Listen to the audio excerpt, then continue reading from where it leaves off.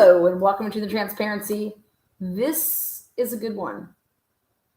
This is dedicated to the Moore family. This is dedicated to the Moore family. Again, welcome to the Transparency. Sunday nights. What's going on here? Woo. Just talking to myself over here. Whoopsies. Again, part 2. Jennifer Drake with ISP detectives Tolson and Van Leuven. I will be playing the detectives. Bella's channel is linked. She will be playing the lovely Jennifer Drake. Part 2, this is off the hook. Come on in, don't be scared.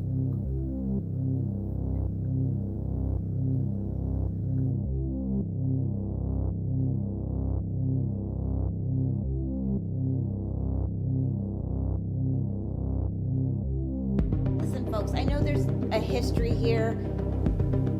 I'd like to get this hearing in today. You know, everybody needs to just focus on the relevant facts, okay? I know there's a history here.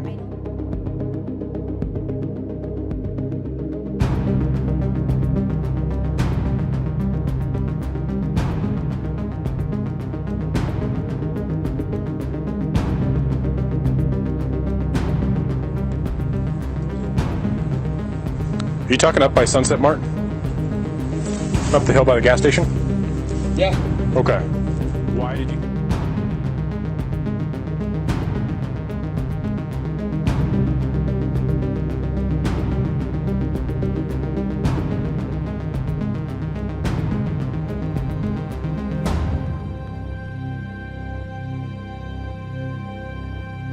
All right, who's responsible here? What's that? Who's responsible here? Whose house is this? You haven't been drinking or anything, right? No. Okay, drive careful, okay? What is up, Bella? Welcome to the channel. Hi, thanks for having me. Hi, Thank everybody. you for being here. I mean, shit, girl. It's Sunday, Labor Day weekend, everybody. What are you guys all doing? Getting wild. Don't get wild. How is everybody? Are you guys ready? Did you guys see the first episode of this for March 26th? We're just having water here.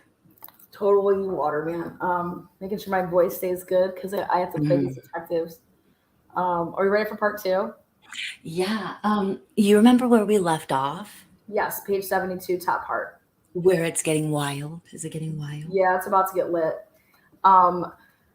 So this is Jennifer Drake, the wife of murdered Brian Drake, chiropractor, Bonners Ferry, Idaho. These are the same ISP detectives that interviewed the likes of people from the Idaho 4 case. So this is kind of why it's important to, if you're following in the Idaho 4 case, why you'd want to dip into this, because see what these, ISP officers are doing. Right? And tell us a little bit about this. So this happened in 2020, this murder. Yeah, 2020. And it was in Idaho. Right at the beginning of COVID. Wow. And so people, they know the story. You gotta see my voice. All right, well, let's get into it then. So Lana's playing Detective Tolson, Detective Van Leuven, and I'm playing Jennifer Drake. Hey, Jen. What's up, girl? All right. Thanks, little bit. And thank you, Thomas, for the super chat. You're always here being so respectful. We really appreciate you. Thank you. Thank you, Thomas. Let me go ahead and make this bigger. Do it. There we go. I don't want to go like too big. I mean, I think that's just the right size. Is that good? I A think you guys handful. Okay, you started. Oh, I started? You started. Yeah, I'm going to get over here to this part. Let's see. Here we go. If you guys are just chilling out, put your earbuds in. Here you go. Hello, I am Sergeant Detective Van Leuven. Good to see you again there, Jennifer. Looking good. All right, just kidding. My husband just died. Stop hitting on me, Van Leuven. I can't help myself. All right. That's a whole other topic with me, but anyways. Okay, so Bubba and you were planning this? Yeah. Not Bubba and Brian? Brian was on the Marcos with us, but he knew I I do was want to doing. say something about the Marcos really quick. Okay, go ahead. Tell us what Marcos is. The Marcos is it's an app. So it's like basically being on like the Facebook Messenger app with multiple people. Is that a good way to say it? Yeah. Okay. So Marcos, look it up. Like it's called Marco Polo, but she calls it Marcos or some. I don't ask her why she calls it that. I don't know, but that's what it's about. Okay. Yeah. So when you guys see that, it's an app they're chatting through. Okay. Brian was on the Marcos with us, but he knew I was doing all the work. Like I did the whole business plan. I'd sit there and ask Brian ideas, but I run all the chiropractic business. Brian sees the patients. I've always done the business side.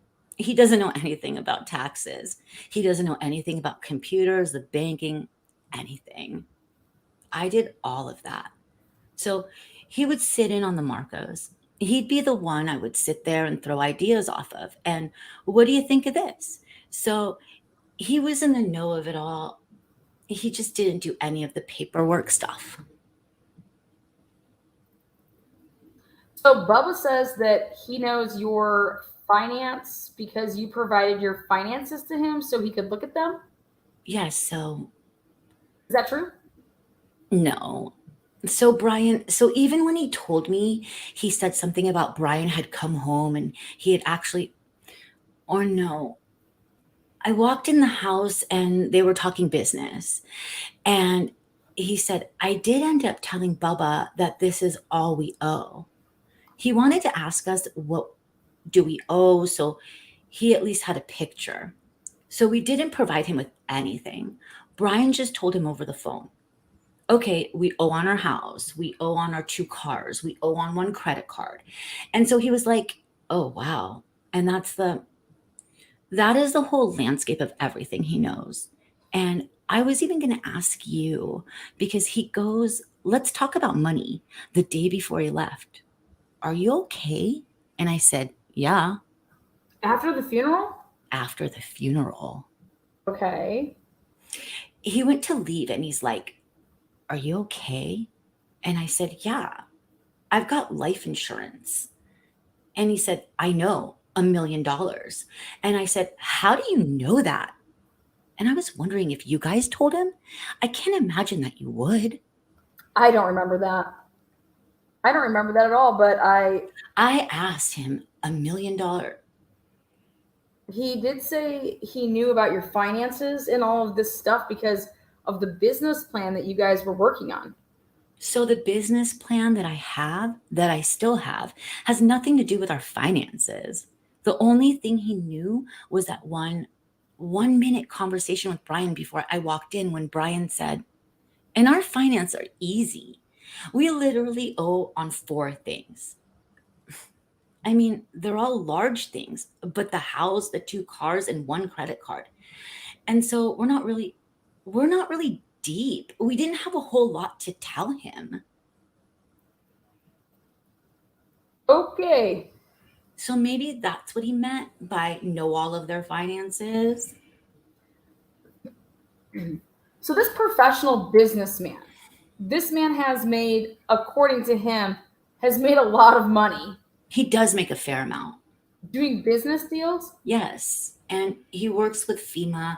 He works with a lot of different things. So well, millions. Okay. And that's what he says. So he's paying for your vacation? Yes. 2 vacations in a row, is that correct?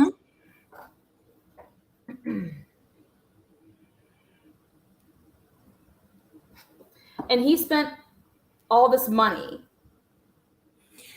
He paid for everything.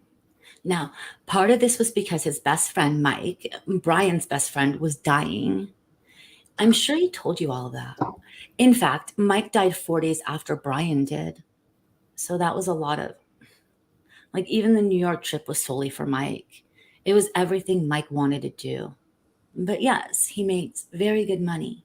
But he talks a lot. Everyone talks a lot, not her, but he talks a lot. So when he said $1 million, I said, "How did you know that?"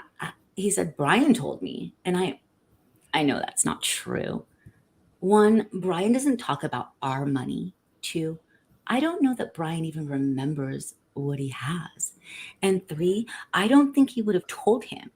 Now, I could be wrong, but I don't know why he would have even asked, "Hey, do you have life insurance?" You know what I mean? 4 months ago, in the middle of talking about all this stuff, why would he ask Brian if he had life insurance? Well, if you're discussing trying to help your friend financially and to put him and their family in a good financial position, that would definitely be one of the questions I would want to know is Would it? your family covered? Like, do you have life insurance? Okay. I mean, that seems reasonable to me, but Okay. That just seemed odd to me.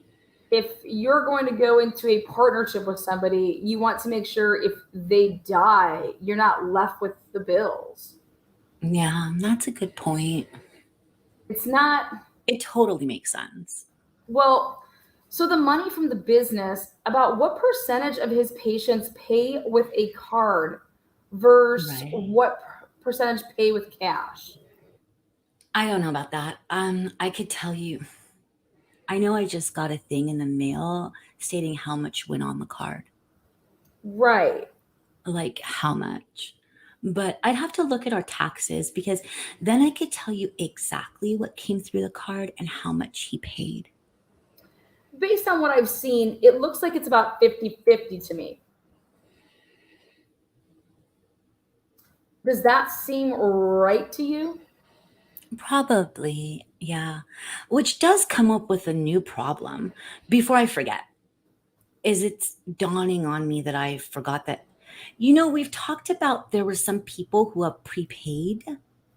And now I'm worried because I know that he probably owes money to some of these patients, and I need to somehow get through these files to figure out who we need to pay. Do you know what I mean? Make sure they get their money back because they didn't, you know, I don't know how many. I don't know that there's that many that normally do it, but I need to Did they have somehow, he seemed to communicate with his patients mostly by text? yeah,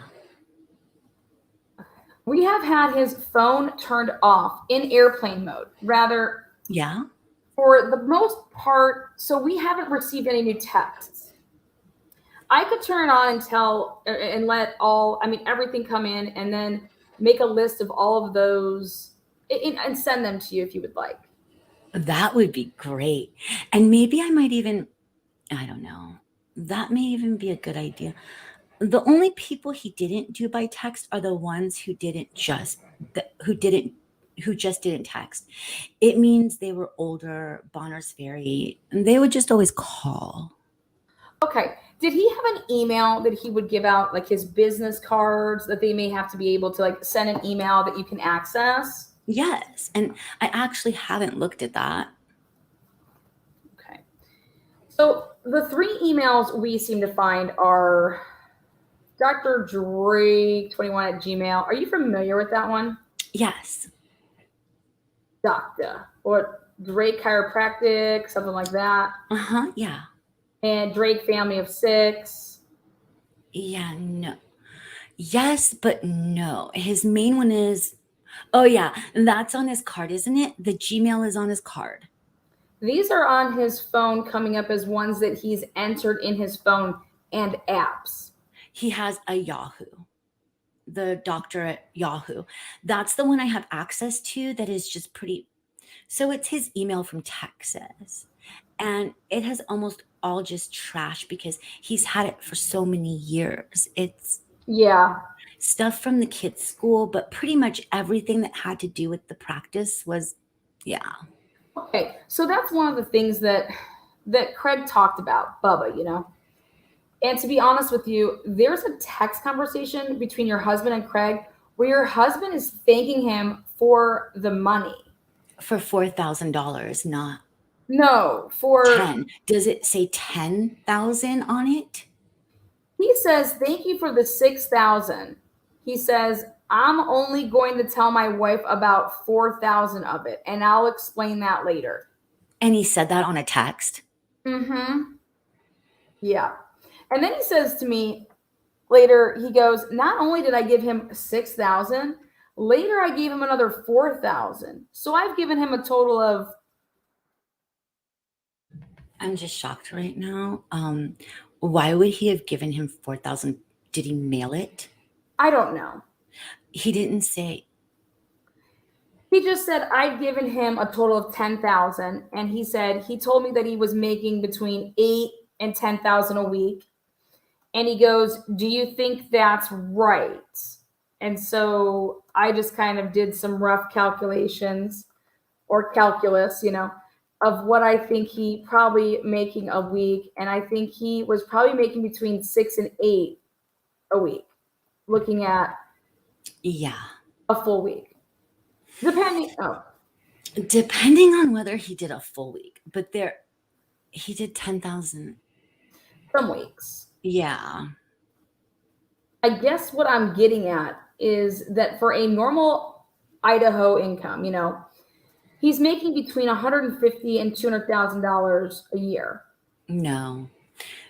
So pretty generally, he's making right about $120,000 a year Okay. on almost all my, like, and I have it down to the penny. I keep it. So now that maybe he's making more, and I don't know. Well, we're going to at this point in our investigation, we're going to do everything we can to figure out what happened.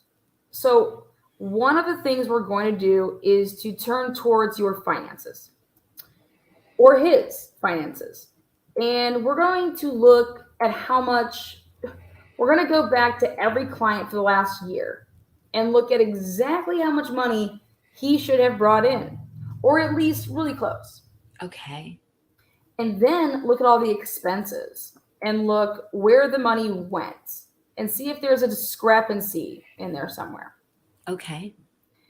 And we'll have a financial accountant do that for us. Okay. I'd like to access your bank records, any credit card records and tax records. Okay. If you're comfortable giving those to me, we can get them through legal means, but it would be easier if you would just provide them. I'm totally fine with that. Okay, so mind you guys, he was murdered on the 12th of March. This is March 26th. And so they haven't done, or what they're alluding to her is that they haven't done any search warrants for any of the finances.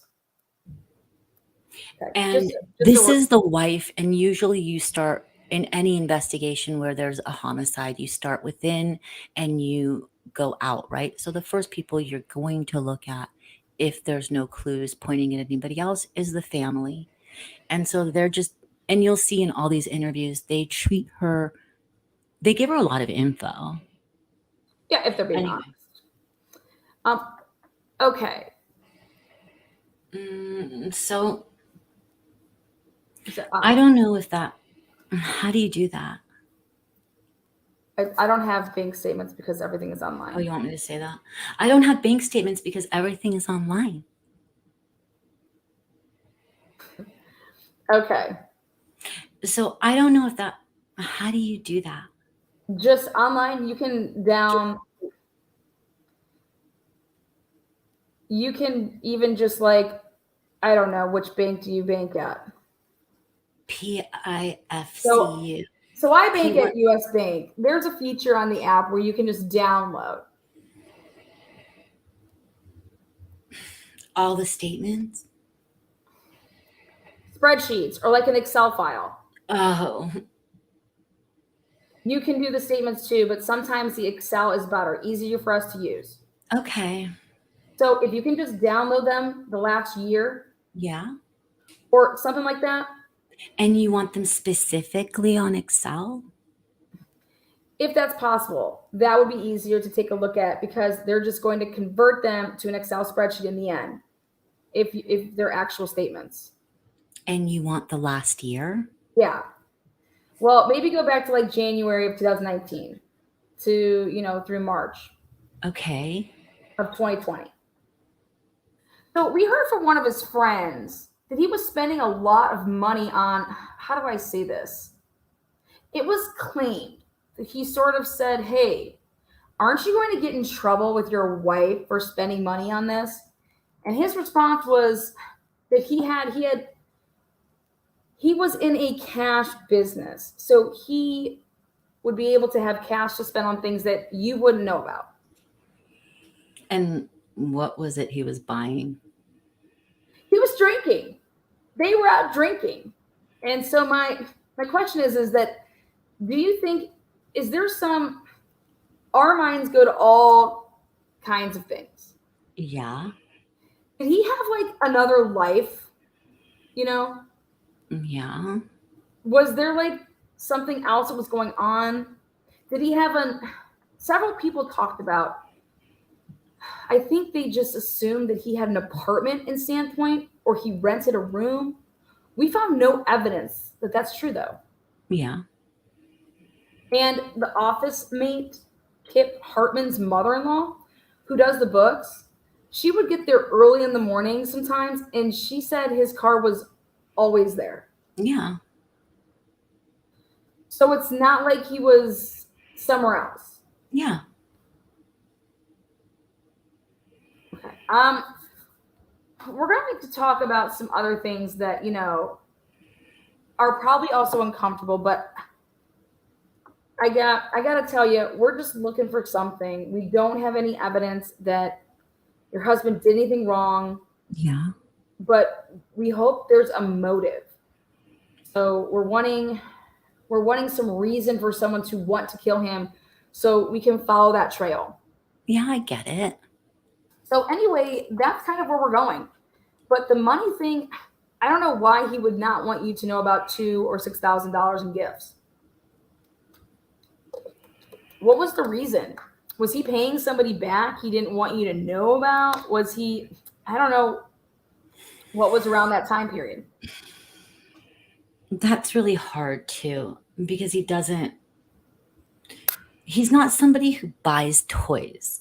Like, he doesn't, he didn't, everything he does is with the family. Right. He's very easy to please. Like, he just is not high maintenance with that. I mean, knowing that he had that cash makes me really, really Did he give you intrigued. Did he give you gifts or buy you something or buy his family something or pay for something shortly after that trip that was a surprise? No. That was in like August.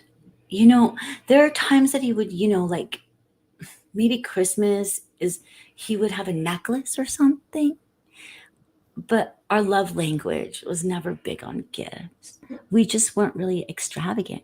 So no, even the kids himself, I mean, unless he's giving it to somebody else or giving it to another woman or. Well, we don't. Well, I know, but my brain is going there too, okay? I will accept whatever it is that's there if it will lead us to answers. He's never given me any reason to think that he was spending money unless it was, he does know how I feel about drinking. And I'm probably even more of a Nazi. So just because I don't like it in the house, especially with the kids. And so maybe it was just to have cash in order to drink with them. But he's got cash every day. He does.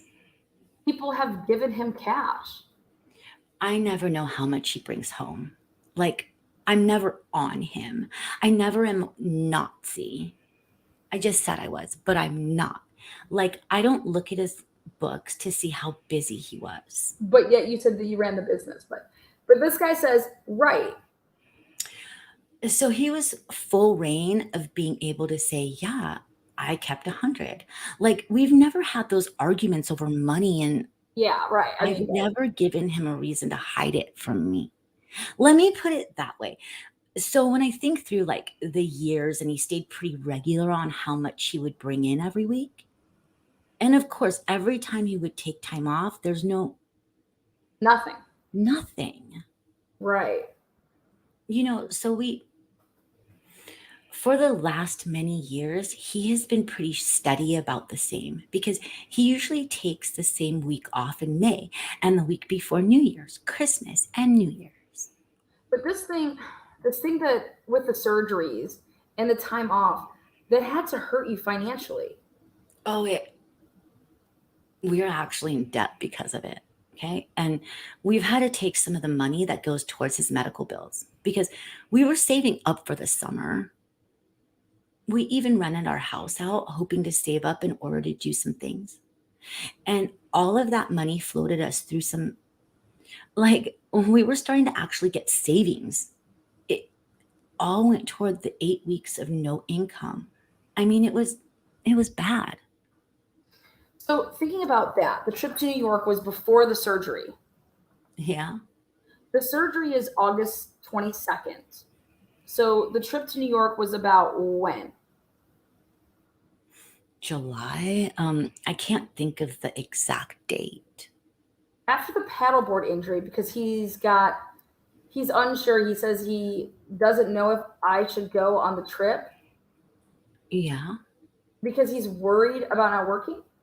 Yeah. So it wasn't before the big fall, Right.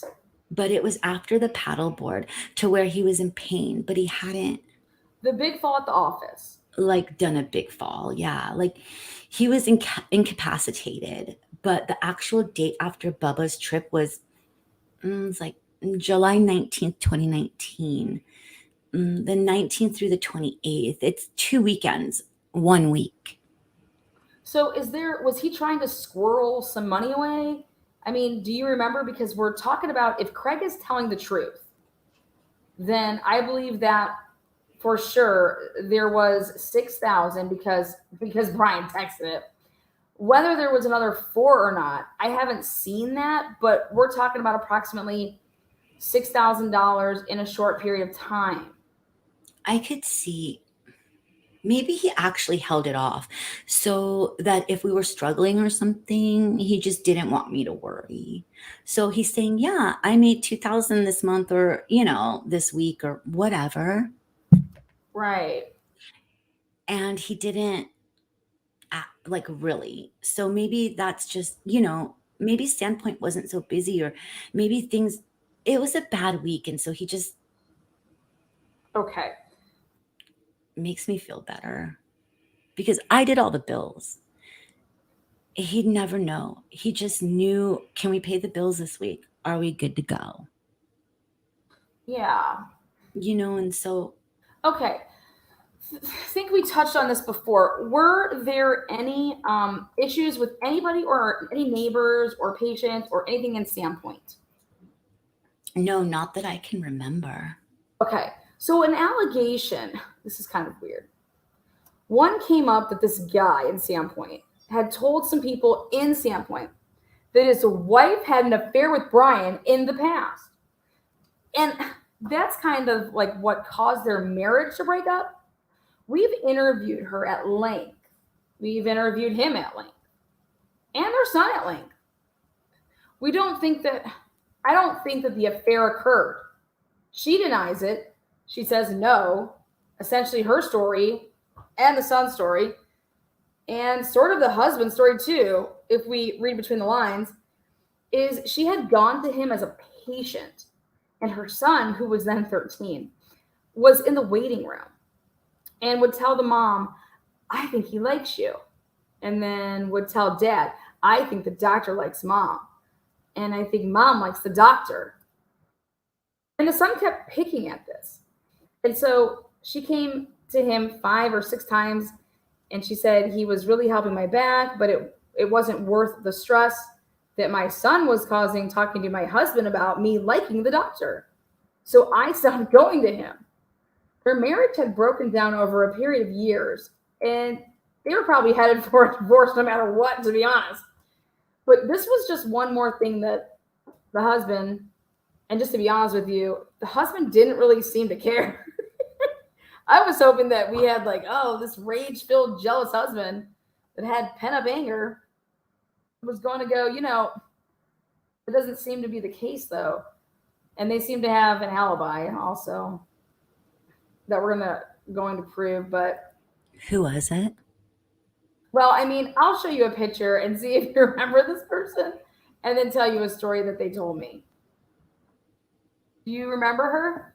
No. Stephanie. Those Stephanies.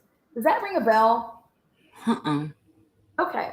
So the odd story was that came from Butler, Mr. Butler, was that sometime after she had started seeing Brian, and I'm not sure whether she was still going to him or not, or whether this was after she stopped going to him, they were with their family at Silverwood, and you were with your family at Silverwood. And one of their kids said, "Hey, that's the doctor that mom is seeing, or used to see, or whatever." And that you guys were sitting watching the magic show. Yeah. And you were kind of down below at the tables, and they were in the bleachers above. Okay. And after the show was over, during the show, the magician was throwing cards out. Yeah. And his wife caught one of the cards. And your husband turned and looked to see who caught the card. And he said out loud, "Oh, you caught the card. You're the one that caught the card." And then after the show, she and her kids came up and was introduced to you, or talked to Brian with you there. Okay. Any of this ring a bell? No. After this, he said, what was odd was that after he said he thought that Brian's body language was kind of strange after he had turned and looked and realized that we were sitting there.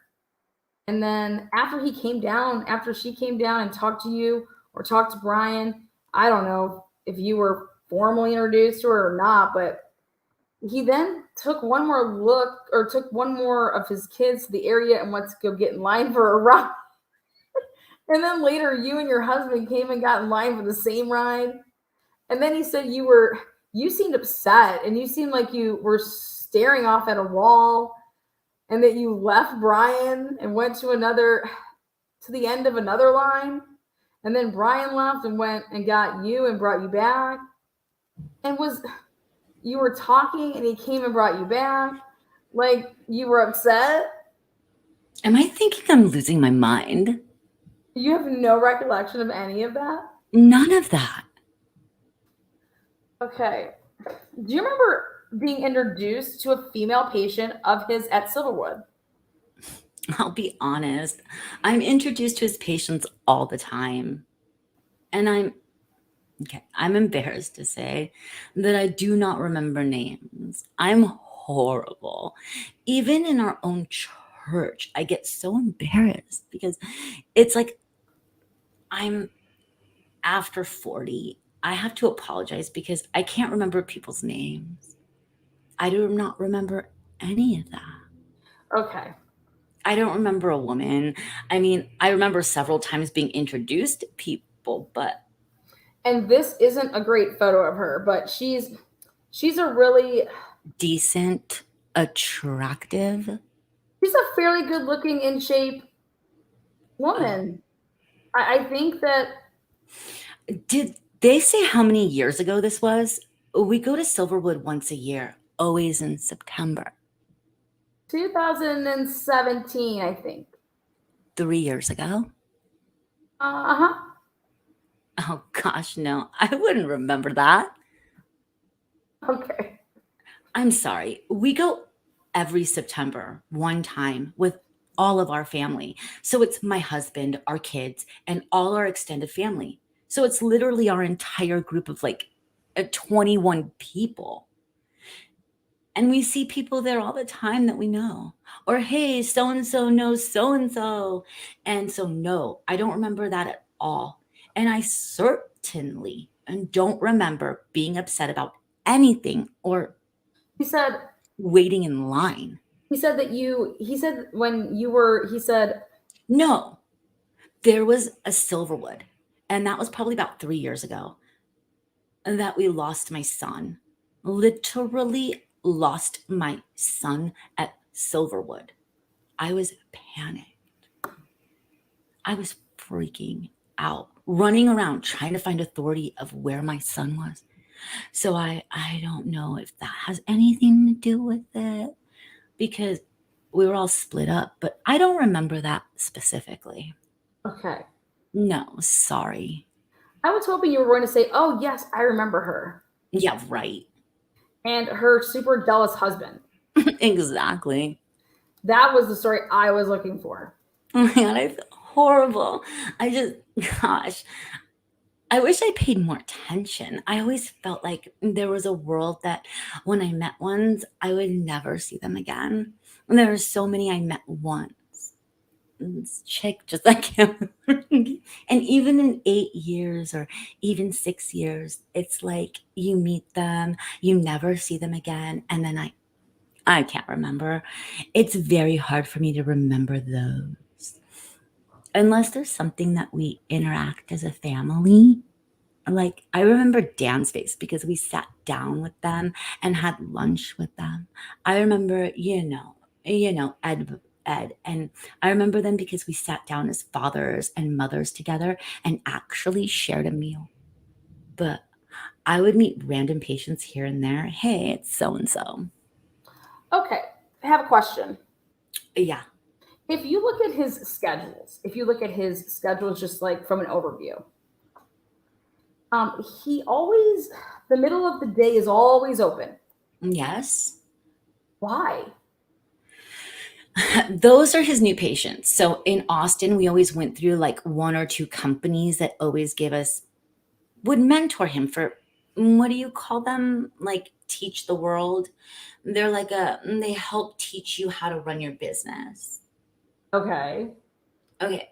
They always recommend certain days or certain times of every single day you would block off in case you get a new patient. So a new patient would take anywhere from an hour to an hour and a half. So we always, even in Austin, did that either before or after lunch because he would see a block of patients. Then he would end up seeing a new patient. It always had it open for a new patient in case they called. And then he would have lunch and then he would go on with his others. So it was either before or after. So he always left a block open specifically for new patients. Now, if they're never filled, I've never, noticed to look and see how many. I know that he would tell me, I've got 2 new patients coming in or whatever. And sometimes they would call in the day of, or sometimes they'd call even the day before. Okay. But he always tried to keep at least a block open for anybody who called as a new patient. Okay. And it was almost before or after, like around. So that would make sense to me, unless there's something else going on that I don't know about. Okay. So let me just ask you a question, if you will. Yeah. People who were mentoring you in Austin, Texas. Yeah. How about Dr. Patzer? Yeah. Bart. Yeah. Yeah. That's who he started his business with, Bart. Okay. How about Joe Henry Rodriguez? He's a colleague, just a colleague. Just a colleague? I mean, but very good friend of ours. He's also a chiropractor, but the Bart mentored him to start his business. And then from there, we used like a company. Like, one was called AMC Detect. Oh. AMC? Uh-huh. It was like a chiropractic consulting company. That's what they were. Okay. One was called Teach the World, and I think the other one was called AMC. And we would pay them monthly to, he'd go to their workshops, he'd go to their seminars. They would teach him how to run the business. But yes, chiropractic consulting company. The business side of the things? Yes.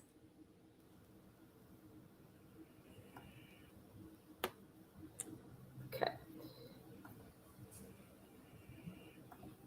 Okay. Okay. Robert Miller is your father. So Uh-huh. on his schedule here, for instance, on the 12th, he writes in ink 50, 50, 50, 250, and then he puts a little money sign next to it. Okay. The numbers don't quite add up, but he had, I think, 650 or 600 in cash. What was it? Something like that. We gave her 600 there. Yeah. Okay, so are the number signs, does that mean cash? The dollar signs means they owe me. Okay. And so if there's no dollar sign, then this means I don't need to collect today. It means they probably prepaid. Rather than pulling their financials every time somebody comes in, like usually the morning of or the day before, he would pull theirs and it would be his note as he's adjusting. Okay. I know that's $50 today. So he knew to collect from them. That was his code to say, I need to collect from them today. So Eldora paid 250 on this day. Does that? I don't know. But there's no dollar sign. I know that she was an add-in at the last minute. So does this mean that she had paid for 5 sessions? That's if it says 250, it means she must have. Okay. Did you ask? Because I would ask her for sure to see if she did pay that. Yeah. But she was not on the schedule. Even she told me, I called at the last minute saying my brother's in town. He really needs a chiropractor. He's hurting. Can we please swing by? He was like, absolutely. My last patient is at this time. Come in.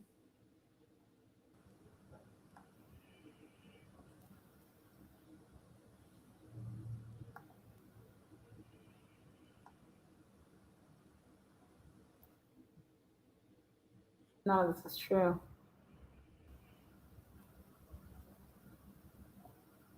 Okay, sorry. So he worked on the brother too? Yeah. See, I knew it. He's new. So, okay. He went in and right after you saw that video, he got up and said, hi, doc.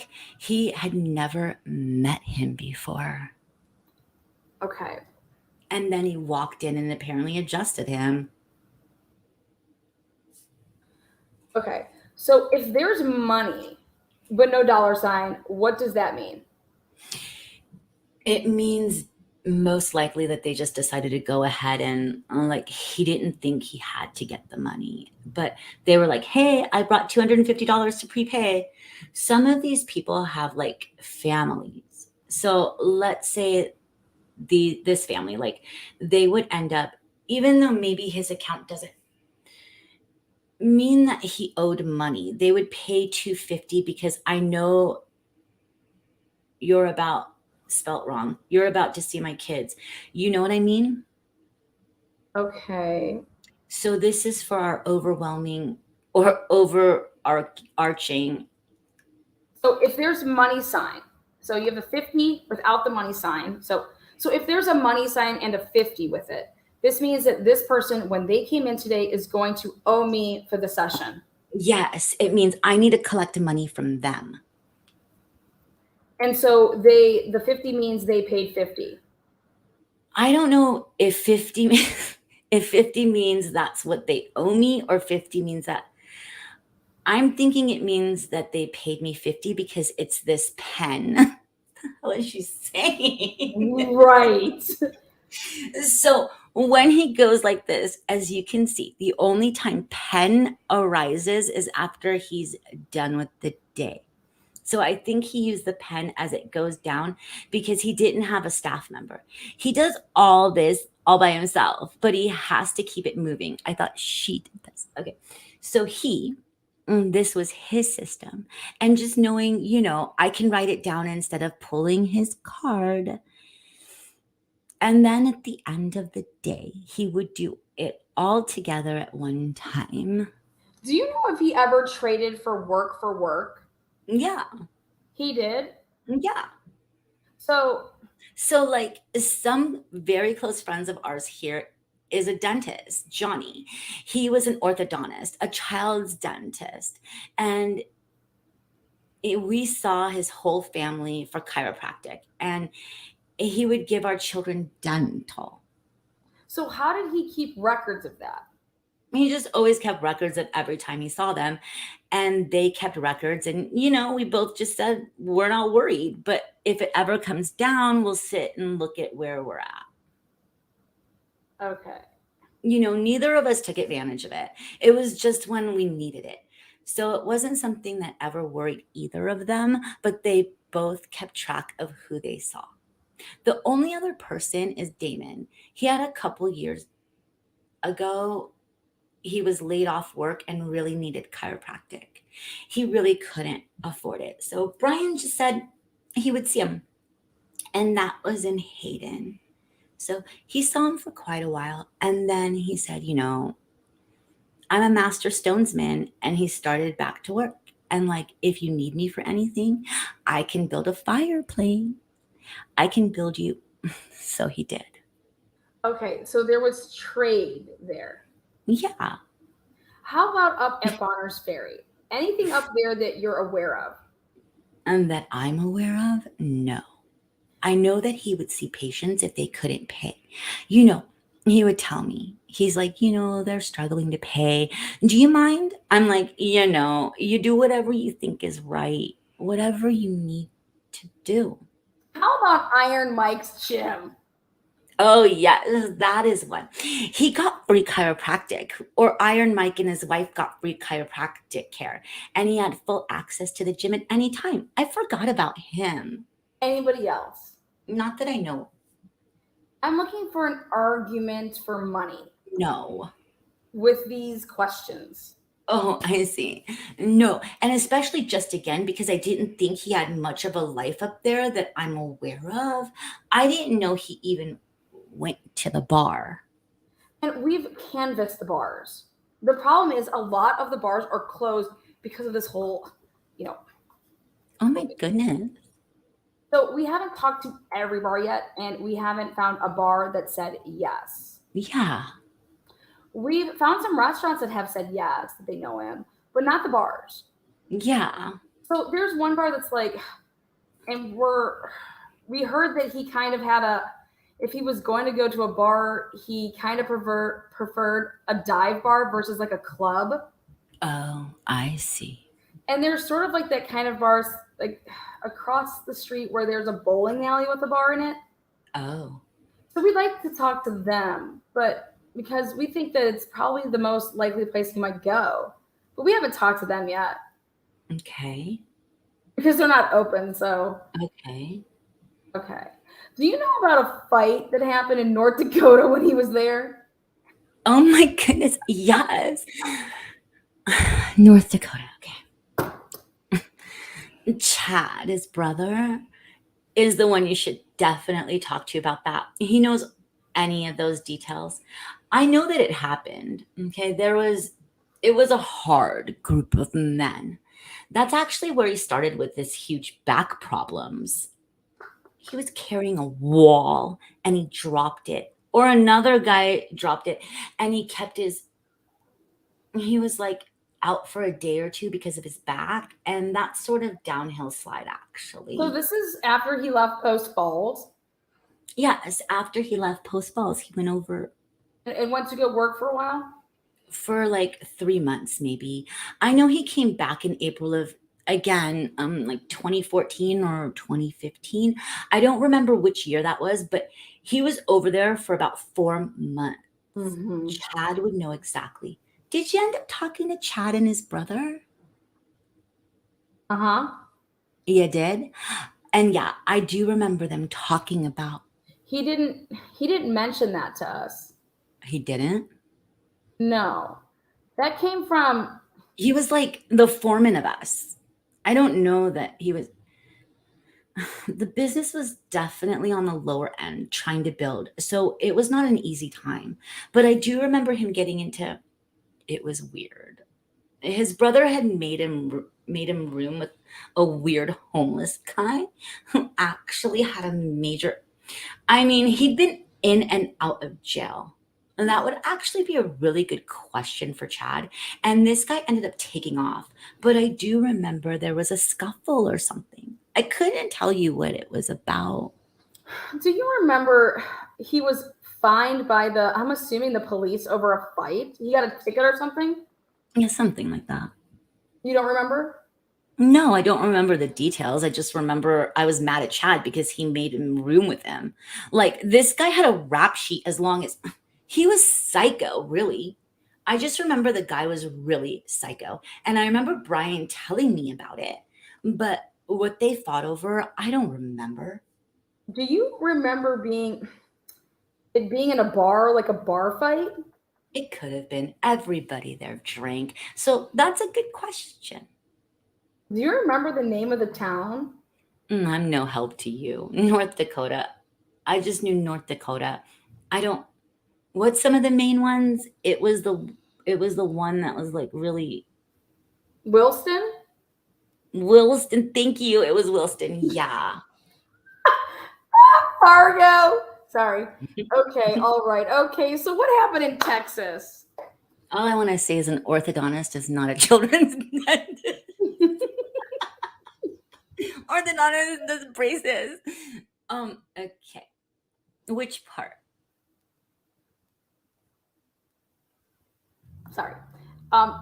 Well, I guess we heard several versions of this, and so I'm not sure where it started, but there was a settlement of some kind. Is that right? There was a woman that was a patient at his practice. Do you remember this?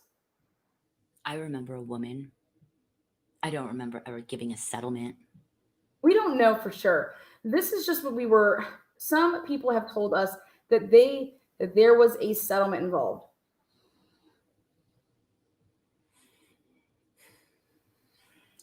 Oh man. Now you guys are really texting me. So I remember a patient who's either her husband or boyfriend. I don't know if they were married. Brian made a comment and it was completely inappropriate. Completely inappropriate. He had something about the boyfriend said something about her. Is this the swinging thing? Yeah. Yeah, that's not what I'm talking about.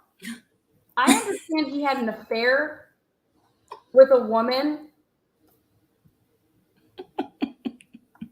What she just called, you guys see how like that right there, Van Leeuwen just called him out, and she's like, yeah, yeah. Well, that's not what I'm talking about. I understand he had an affair with a woman that was a patient, and that you'd found out about it, and that there was an intervention that was staged, and pornography was involved. Oh God, no. He's never had an affair. Never. Never. And that I'm aware of. He's never had, and I know for 100% that no, there's been no affair. But I can tell you that there's definitely pee, but it has nothing to do with another woman. We were told that one of the reasons why you left, the main reason why you left, was because a lot of his patients were from a church where you guys were going down there, Yeah.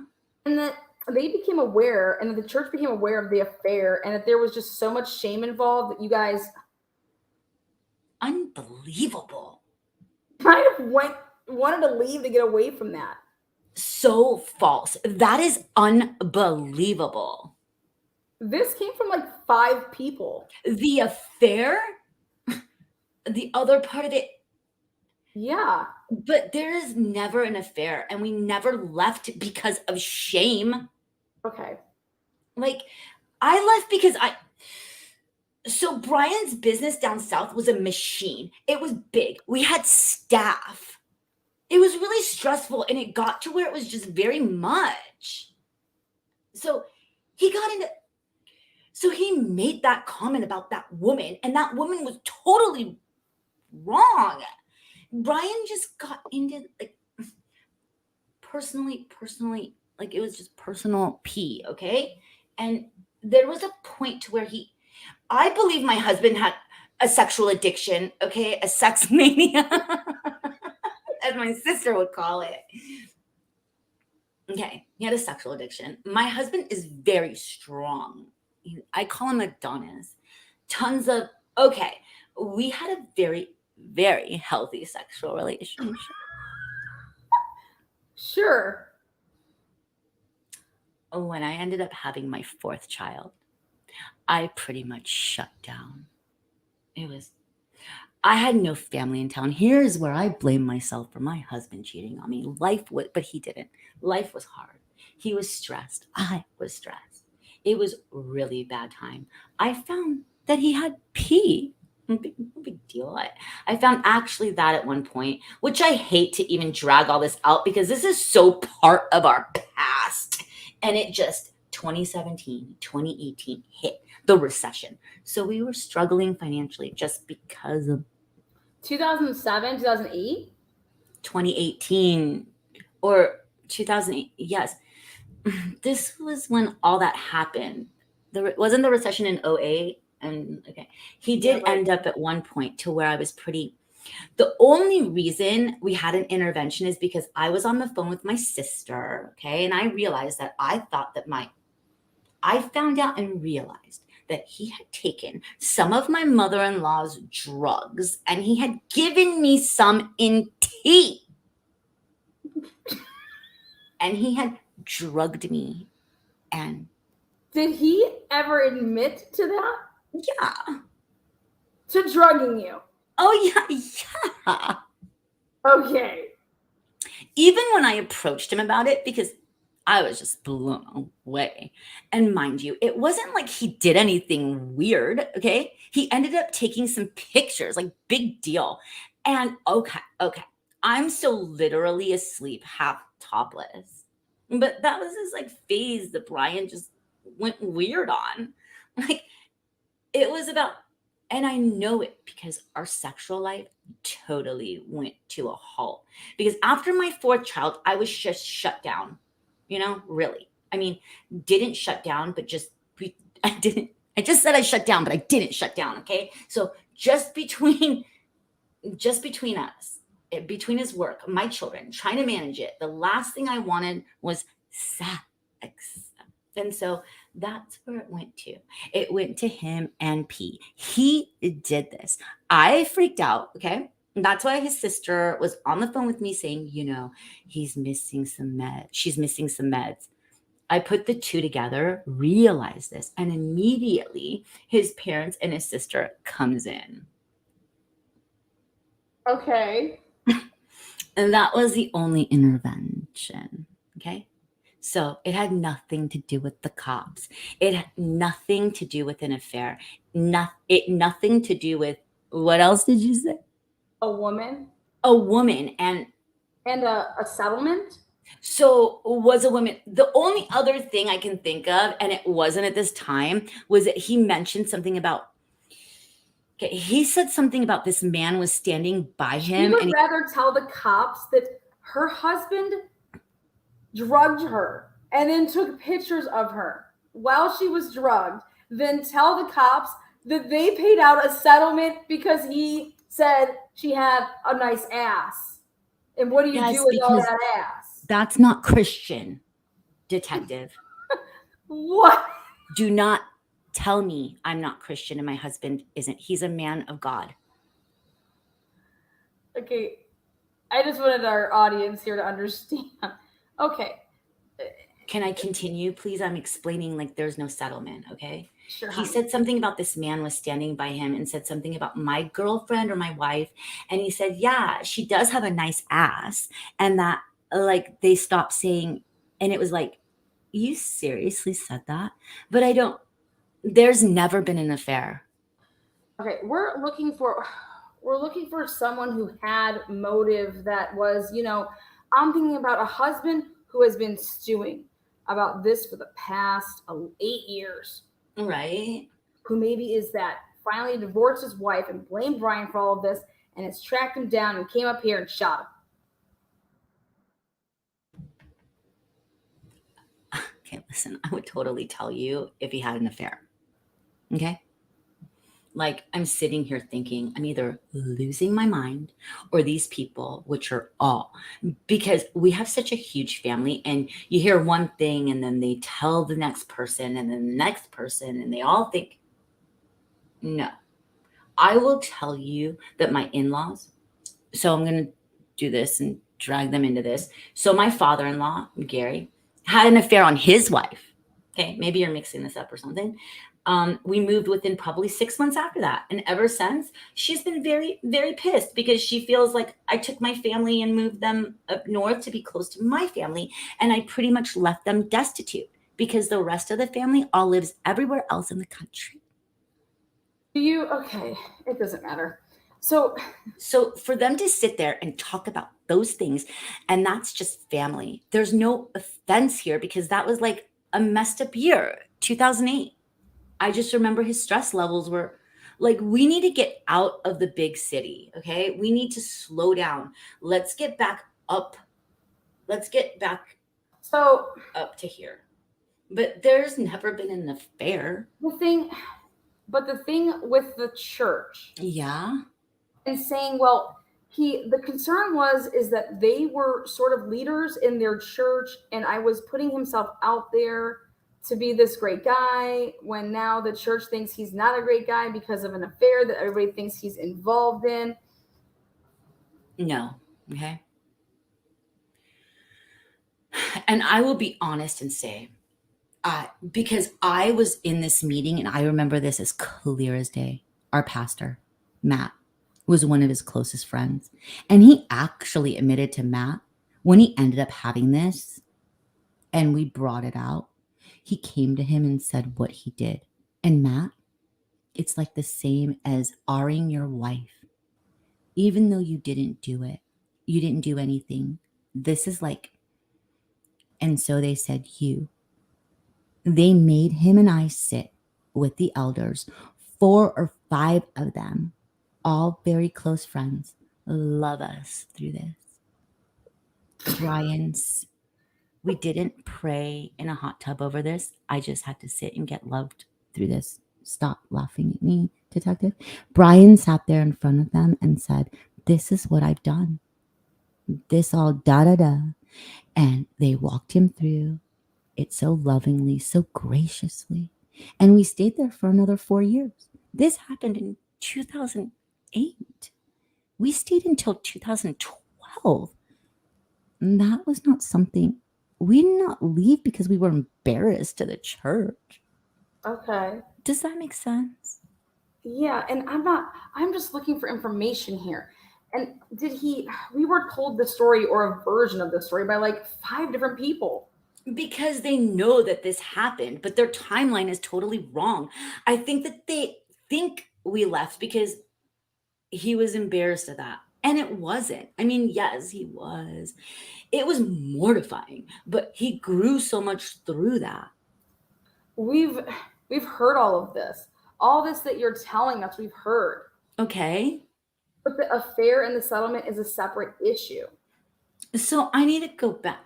I mean, I keep records of everything that's paid to everybody, and one person said the figure was $20,000. How would they know that? Do you know how private we are with our stuff? Like, the fact that they're telling you this, I'm thinking, where the hell are they getting this information? I don't know. I think I've got to go back and look at stuff now because I'm either worried that I'm losing my mind and I'm not remembering things. But I would think this would be big enough I would remember. Clearly, you know your life better than anybody else does. Clearly, I might not. Well, we're looking for motive. We're looking for somebody who would have been angry enough at your husband that he would be willing to do this.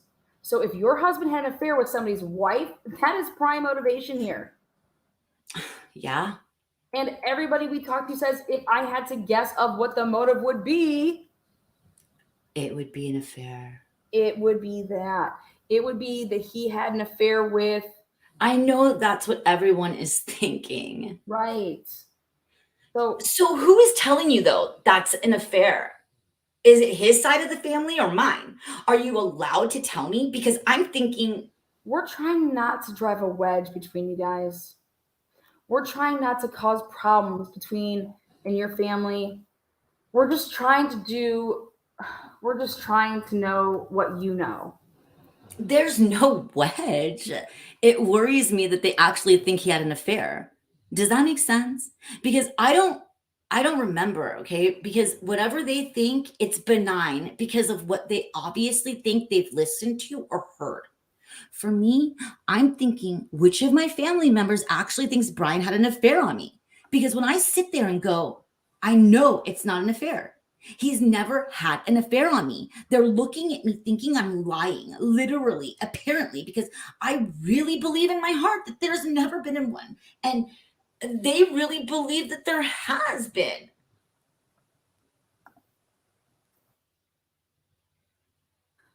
It's your family. Yeah. My family? I'm not saying that they think you're lying. I think that they believe that maybe you're a little bit naive in some of these things, or that Brian was able to fool you in some ways. Yeah. So we're really probing in the money, sex angle here. Yeah. And see, where did this money go? Was there such a problem? We're not saying that it is. I know. And we're not judging anything. This isn't about. No. I know you're not. I don't feel judgment. I don't feel. Okay. We're not doing that. But if there was a problem in Texas, here's the thought process, okay? Yeah. If there was a problem in Texas with money or sex and alcohol. Yeah. Was that cleaned up? Did you guys decide, okay, we're out? Yeah. We're up here in Idaho. You want to be near your family, away from his family. I don't know why that was, but did he start this again? Okay. That's what we're thinking. Good question. And that's the questions we're asking. If it didn't happen, it didn't happen. Yeah. If it didn't happen in Bonners Ferry, then it didn't happen. Then what the heck happened in Bonners Ferry? Yeah. Do you see our thought process? I totally do. We are not trying to drive a wedge between you and your family. Oh, I know. We're not trying to stir up a storm here. Yeah. So another thing that has come up is an allegation that he was angry and physically abusive toward you and the kids when he was in Texas. In 2008? Yeah. Yeah. Is that true? Okay, again, I'm going to throw his family under the bus. His dad had a really bad temper, okay? Very bad temper. And Brian definitely got part of that.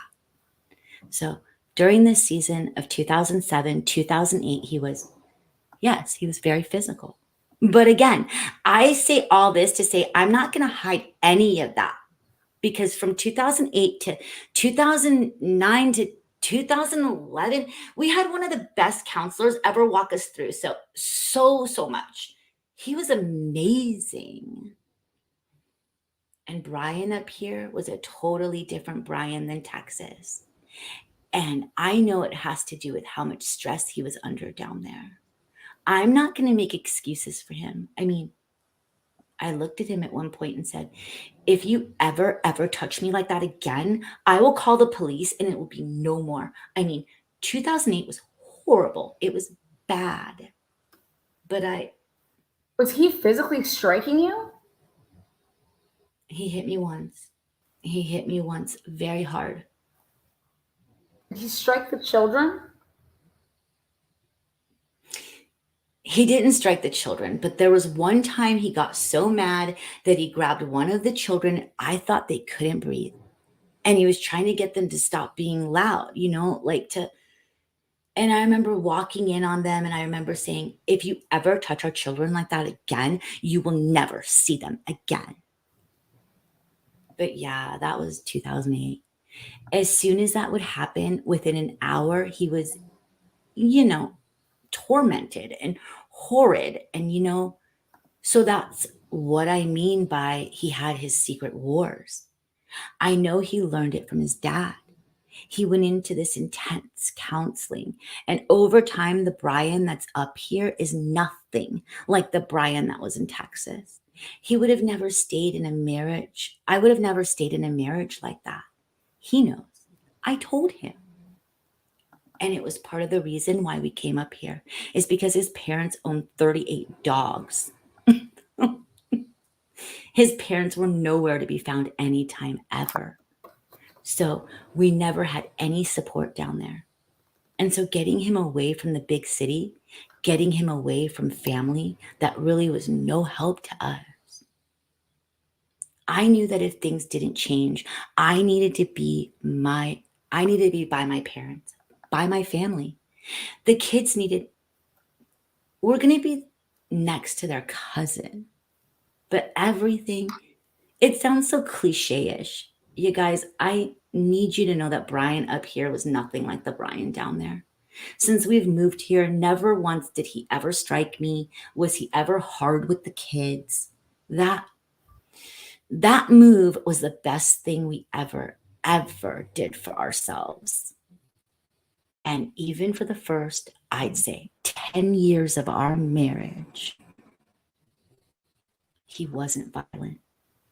He wasn't, he'd cross a point where he'd maybe yell, but he was never violent until the last year or 2 years he hit rock. Everything just exploded. It was like. Was he drinking at that time? Right. Okay. So if he was drinking, I don't know. He didn't have drinking buddies. His buddies were all the buddies at church. That was to keep him from drinking? Let me ask you, the vodka in the water bottles. Yeah, and that really surprised me, okay? Other people in your family are not surprised and know that he did that and would say that not only would we anyway, that what I'm trying to say is I asked the question, okay, wait a minute. If he's drinking that much, then how do you not smell alcohol on his breath? Yeah.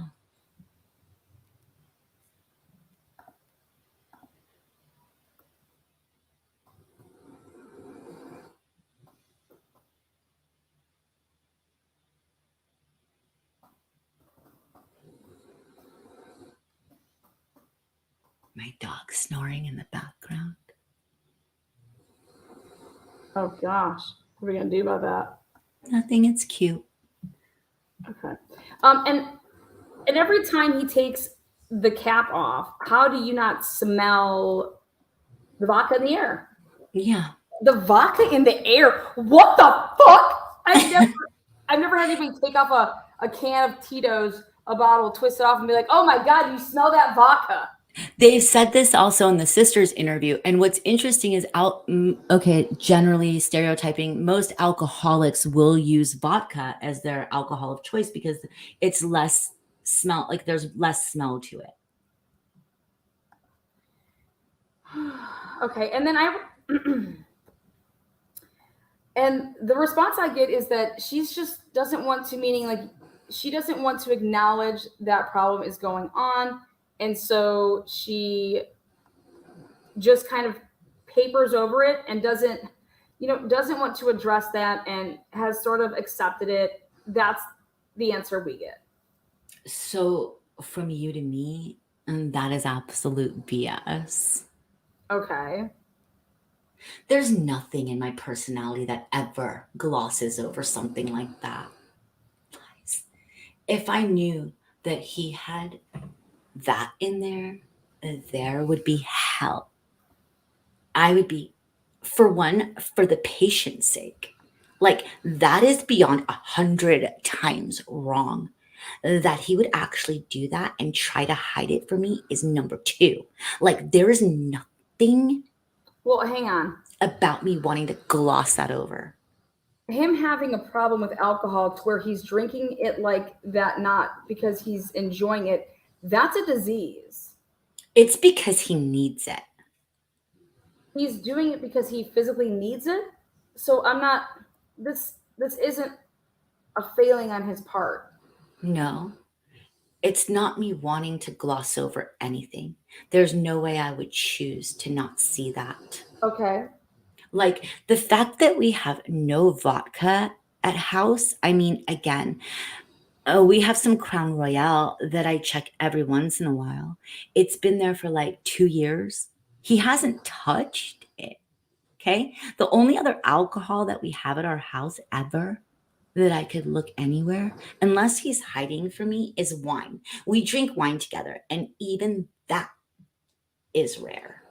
So So- there's no question about the alcohol. We know his purchase history from the liquor store up there. We know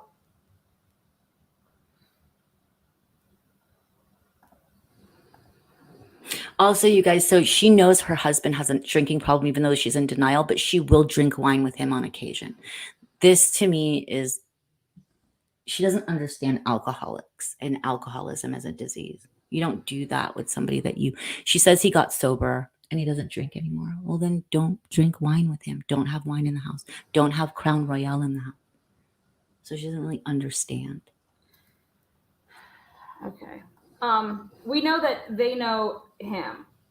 We know what he buys. All his friends know what he buys, and it's what he buys at the liquor store. Right? So there's no doubt about it. So he bought from the liquor store on a regular basis up north? Yes, absolutely. So there's nothing What he had in the car. to gloss over. All she cares about right now is that she's not glossing something over. You guys, What she's he had in missing the point. car is what he buys. Right. And his friends know that. They knew exactly. Well, I know he drinks, but like if we would go on trips, he'd have a vodka with friends. He would, like even when we went to, but I never knew. Listen. He did it on a regular basis. I keep having to say this. I know that this upsets you, but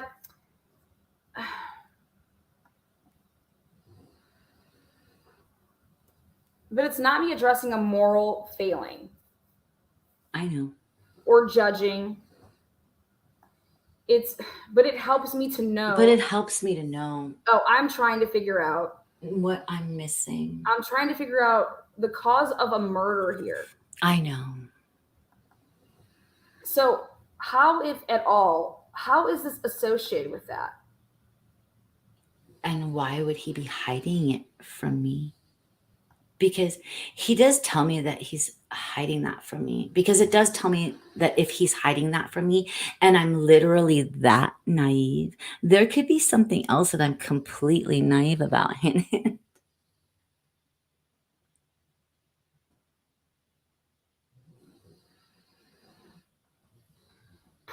Well, we don't have any evidence of that thus far. Every time we get a lead, we chase it down and it doesn't go anywhere. So, well, please let me know if there's nothing. So there's nothing. There's nothing. So there's nothing. I'm trying to. In Texas, that would have followed him back up here that could have caused this? No, no problem with any person, no settlements, no affairs, no nothing. There's nothing in Texas that could have caused this. I know you say settlement. I'm going to go back even into our history and see if I can remember that. Because I do all the business stuff. I would think I would remember that. The only thing I ever remember would be people who would prepay. And I remember even her, to where we had to give her her money back because she had prepaid and stopped payment. Was there an issue with his license in Texas where he lost his license, for a period of time? No. Not aware of that. No. I know that he was too late in getting his license and he ended up having to pay extra in order to get it renewed. Okay. So this idea that he was at risk of losing his practice in Texas is not true. No. So I had the Texas Board of Chiropractor Examiners. Yeah. And the explanation, which makes sense to me, is that you guys had left and they wanted to know why he had not renewed his license. Right. And so he wrote them a letter and say, because I moved to Idaho and I'm not renewing. And they said, okay, you cannot renew your license. Right. So that was one of their findings. Yeah.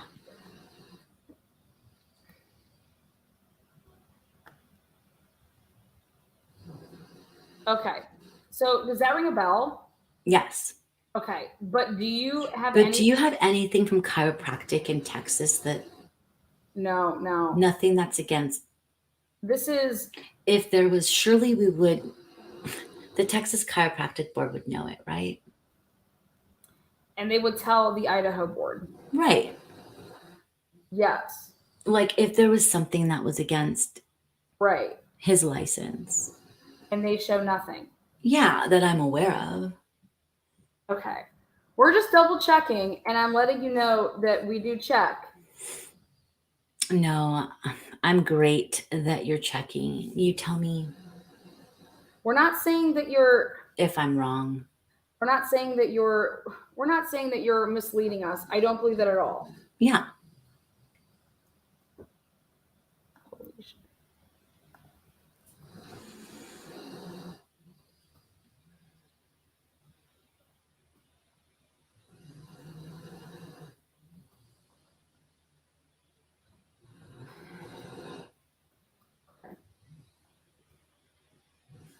Sorry about that. Unfortunately, Jennifer, I kind of believe I got a little bit of inkling that Brian was misleading you on some of the things. That's apparent. Okay, so that's why Yeah. Going back and forth here, okay? None of that bothers me. But I wish you would come away from here. I know it's very hard. I wish you would come away from here understanding that we're not trying to drive a wedge into anything. I know. We're trying not to badmouth your husband. We are trying to go in the direction which we keep telling you, which is true. Yeah. We're trying to solve this thing. We're trying to figure out the reason why someone would do this to Brian, okay? Yeah. Murdering somebody is not the way you solve anything. Your problems. Yeah.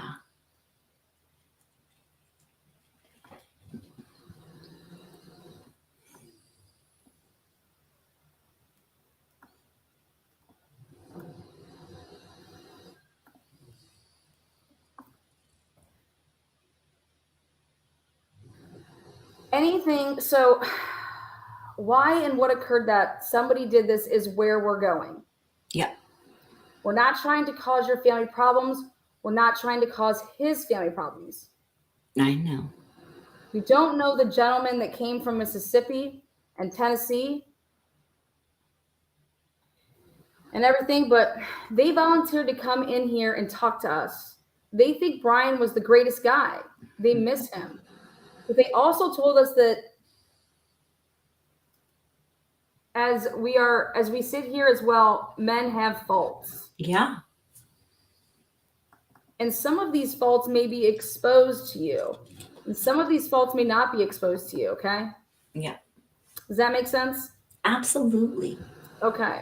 Yeah, Was there an issue of him taking pictures of clients when they weren't aware of it? And there was one instance, but she never knew about it. I'm the one who actually saw. And it was like the lady was laying down, but she's fully clothed. But he took a picture of her backside. And that's why I was like, why are you taking this picture? It was along with now she never knew, but that was immediate. And that was why Did he have an issue with taking pictures? He did. That was annoying? Yes, very much so. And again, though, And how was that addressed? with our counseling, like he ended up to where we literally took off the camera off his phone. But even I could tell you, looking through, thousands of, you understand what she said? Thousands of pictures, you guys. Mm-hmm. But even I could tell you, looking through, thousands of, it was all photos of me. It got to where I had triggers. That man was so intense. Again, that was so long ago. And I think he was tormented or something. Well, and it's weird here because on the one hand, you've lost your husband and we're asking you to tell us all the bad things about him. I know. And expose all his warts. Yeah. And every person has warts and has things in their past that they wish they'd done differently. Does he mean wars? Warts? I know I do. I know I do. And I'm sure my wife would have plenty of things to say if she were in your position. But I have to tell you, your husband, he just an amazing man. Amazing friends. Everybody we talked to loved him. Far more friends than I have. And so don't let our inquiry make you disappointed in your husband, because by all accounts, there's no reason to be. So, I've gone through his photos, for instance, on his phone. My gosh, he takes a lot of pictures of his family. He does. He takes. That seems to be his whole focus in life. So, it's not like, we wanted to look at his browsing history and his phone. He has an app on his phone called, what is it? Yeah. Perfect App Lock. Yep. And which requires a code. Yep. Do you know the code? Yep. Can you tell me the code? I haven't been in it in a long time, but I think it's SAFE, if I remember right. It's a numerical code. Yeah. Oh, whatever those. I think it's So safe? a numerical code. I think it's SAFE. Otherwise, the other one might be 2422 or 2425. So it's one of those two, because it was either SAFE, SAFE, whatever those numbers are, or it was the first name of my kids. And the reason we did that was because after 2008, we were doing counseling. I just can't with her misdirection. Okay, you guys, I just need to say something. These officers are trained in interrogation. This is misdirection, and they know this, or they should. Okay, I'm going to continue. And he even said, he even took it to the pastor and he said, lock down my phone. If I can get into it, you're fired, kind of like, and because our pastor would use the same thing just to keep them to where it was kept me, triggers. It made me feel safe knowing that whatever he had on there was clean. I'm not naive enough to think that even though a man has pee problems, doesn't mean 2 years later he's not going to end up in it again. And so he did whatever he could to try to. Now, I know that at some point, even within the last month, I'm like, Brian, I can see that you have Google. This poor man couldn't even have Google. And we didn't put it on his business phone. So I'm like, okay, I'm not stupid. Like, are you having problems with this at all? And he's like, no. Now, I don't know that he was or not. So whatever you find on there, I'm not going to say whether you can or can't find something. I'd like to think that he wasn't struggling, but. Well, obviously, we like to find something like a Tinder app. where he has an account or something. Yeah, Yeah, that would be great. that would be great.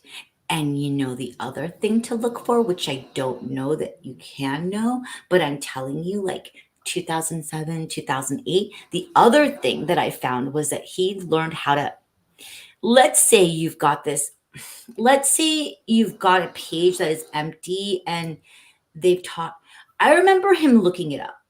This was 2008 when we were so horrid, and you had a way to be able to do this. And all of a sudden, an app would show up and it's hiding. Does that make sense? Uh-huh.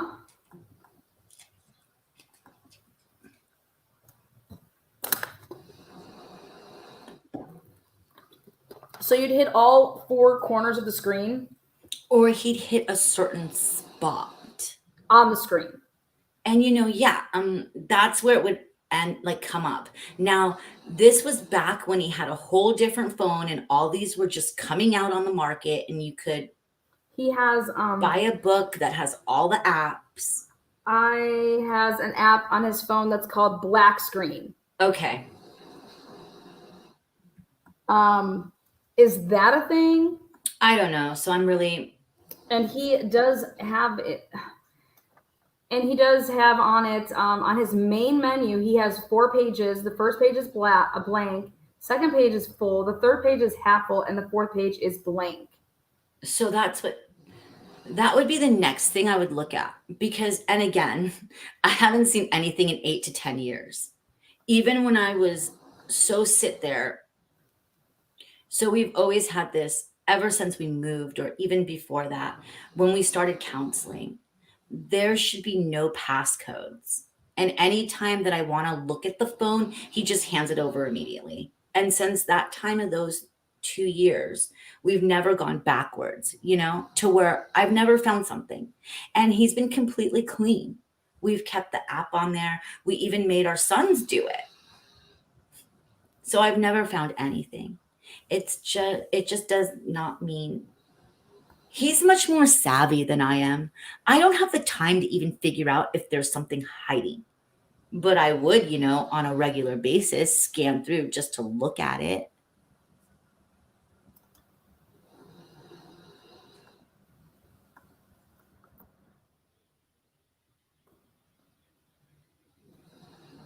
And he would always hand it over at any time. But that doesn't mean that something is not hiding on one of those 2 pages that I just don't know how to see. And it also means that he may not be doing anything wrong at all. Right. That's true. I wish that's not an easy answer for you. I get it. He may not have slid back at all. Right. But he's murdered. That was kind of a track. Yeah, sure. What else you got, Gare? I think that's it for now. She's been sitting here for a long time. We're on a roll. We've been beating up on her here a little bit. So there's really nothing, though? Nothing new to tell me? I wish we have some other... We're tracking down... There's a homeless person that was evicted that night or 2 before that we're still trying to get our hands on to talk to him. There's another guy up there who one of his patients knows this guy and wondered if he might have been a patient of Brian's. We haven't found that to be true yet. And this guy apparently is an angry, violent guy who threatened the family with a gun recently. So we're looking at him. We're still waiting for the next big thing that will happen is we'll get all of the search warrant returns. So we'll get a big dump from the phone, the tower, the cell phone tower that covered the area, as well as Google and that sort of thing, showing us all the Android phones that were there. It's the same thing as Colbert's case. Why would it be all the Android phones that were there? And all the phones that hit the tower and their distance and where they were and then we can start going through that haystack. But we're looking for a needle in a haystack at this point. So you've been through all the files though, like of the people?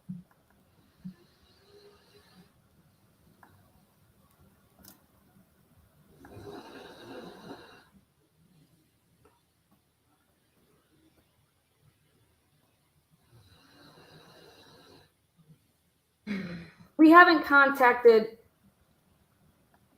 He was seeing?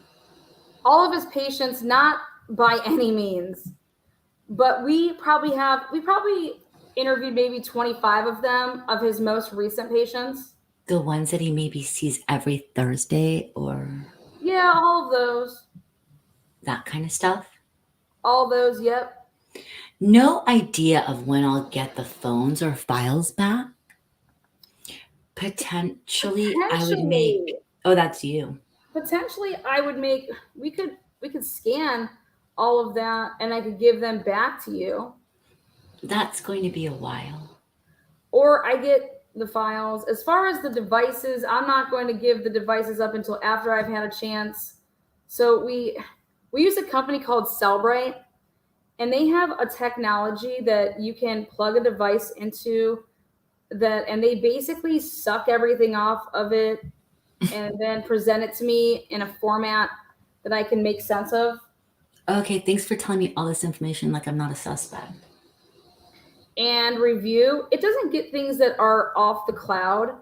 So like anything that's cloud-based, I got to go get a separate warrant to make them give me whatever that is. Oh. So there's a few things that he's got on his phone that are cloud-based. So I've got to go get a warrant for those things. Or if you'll give them, if you'll let me look at them like Dropbox in his Google Drive. He had something called Chomp SMS, which is a messaging service. Mm-hmm. Yeah. He used WhatsApp. There's something called Tabs. Tabs is a guitar, so that's guitar tabs just for music. And then Duo, some sort of video communication. Yeah, Duo is like a video to video. Duo is on all Androids. Okay. Yeah. So Access, I think, is another music, if I remember right. okay. I think it's a music app. And then Bixby routines. Yeah, Bixby. Gosh, I remember that. I don't remember what it is, but I remember it on this thing. And WhatsApp. Does it show that he's been using WhatsApp?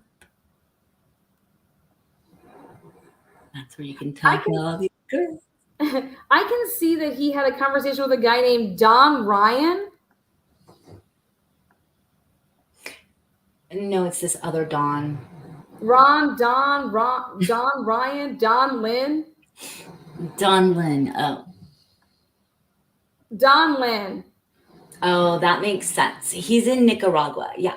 He's a missionary. So that would make sense because that's far away. That's who he's talking with on WhatsApp.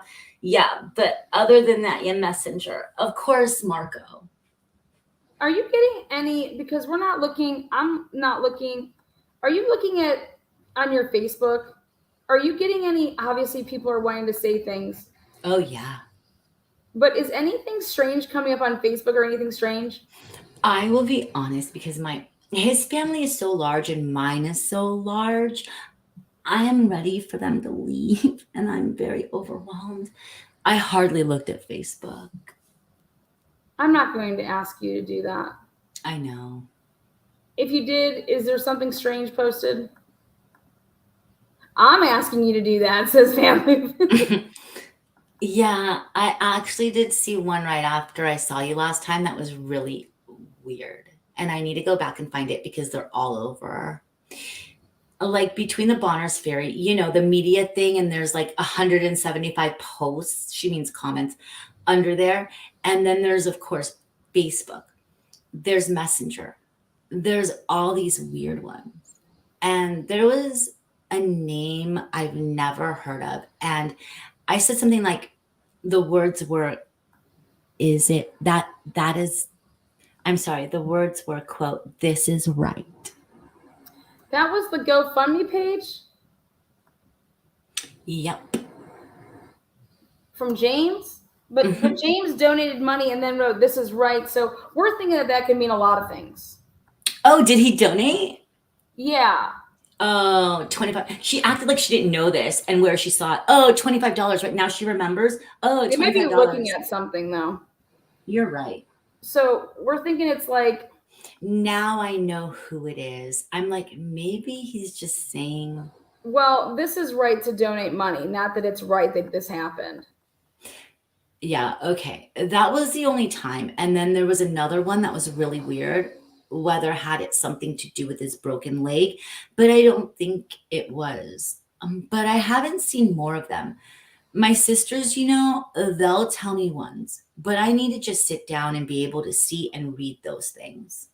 So we're not asking you to do any investigation stuff, but if something comes up Yeah. and you go, "Oh, I don't know what this means," send it our way, let us know. The other thing is, if Eldora or Keikoa, it's not Kikoa. Keikoa. If they get a hold of you, his name, by the way, is actually Caleb, but yeah, it is actually Caleb. Caleb? Caleb's his real first name. Keikoa is his middle name. Oh, I had to ask 5 times. Like, can you just spell it for me? Caleb. Caleb would have been helpful. So what I'm interested in is if you find out her husband's name, Yeah. if they're still together, well, we're going to bring And you don't see. her back in. We are. But I'm just wondering. But you don't see it on the files that he has ever saw him? I'm not the person that's been going through the files. Oh. Lies. They don't want to tell her that. There's another detective that's his job. I see. But I would just be curious of what she tells you and what she tells us. Yeah, okay. Absolutely. And her niece. Yeah. The niece's name? Okay. As we're bouncing this off of you, we're bouncing it off of other people. We've come back with what people have said. Yeah. We're bouncing it off of kind of a thing. Yeah. That's the kind of thing. Okay, for sure. And the person who saw that, he couldn't pick anybody out of a lineup. The guy who actually saw man.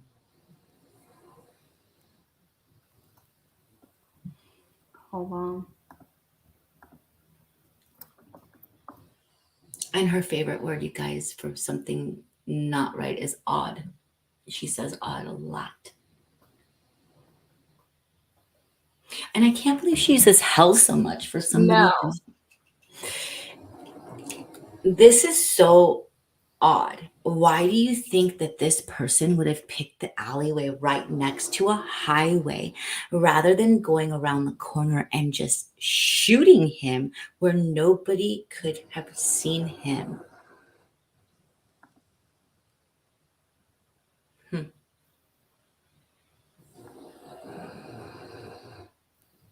Right. Why? Do you know what I mean? Like he literally shot him in the back. Through a window, through a blind. Yes, like the biggest coward, but yet where people could see him instead of around that corner. It's all hidden. Nobody could have seen him. Right. The nature of this is it has not escaped us. We've definitely been thinking about all of these things and different reasons why that might look that way. Which is why I was very interested when the Saphir thing arose to the surface that this 16-year-old had blamed mom and Dr. Drake for the divorce. And then it finally at 16 decided to do something about it. So because that's the kind of thing a 16-year-old would do. Right.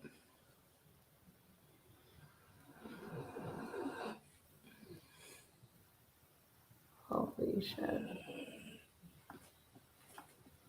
Is shoot a single round into a window trying to get back at somebody. That's so true. What? No, it's not. But he appears to have an alibi that's fixed in time with a phone call. Do you think there's any chance this could be a hitman who cased the joint? This chick and her, like, you guys earlier, she had said case the joint. It was weird.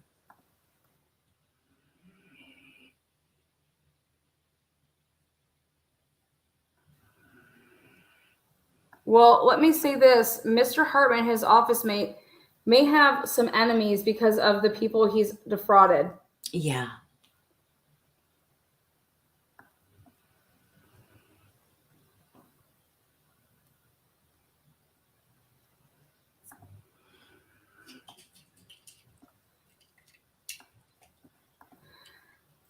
And people may have not been aware that Brian even had an office in that building. They just thought it was all one big office of Hartman's, and it may have been a family member or something of someone who had lost money and was then stewing about this and, saw the opportunity to shoot through a window. So you're following that lead? We are. We're turning that direction. We have now twice a week, we're having detectives meetings where we sit and then other detectives come in and they throw these questions out. Okay. We're working on different theories of why this would occur. Yeah. None of this has stuck. Yeah. Okay, now we're in our third ring of people, family, friends. We're on our third ring here.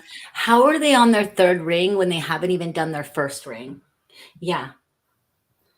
And the next thing I think that's going to happen, and I assume Craig was going to talk to you about this, but we're going to put up some billboards asking for information with maybe a picture of Brian and a reward. Yeah.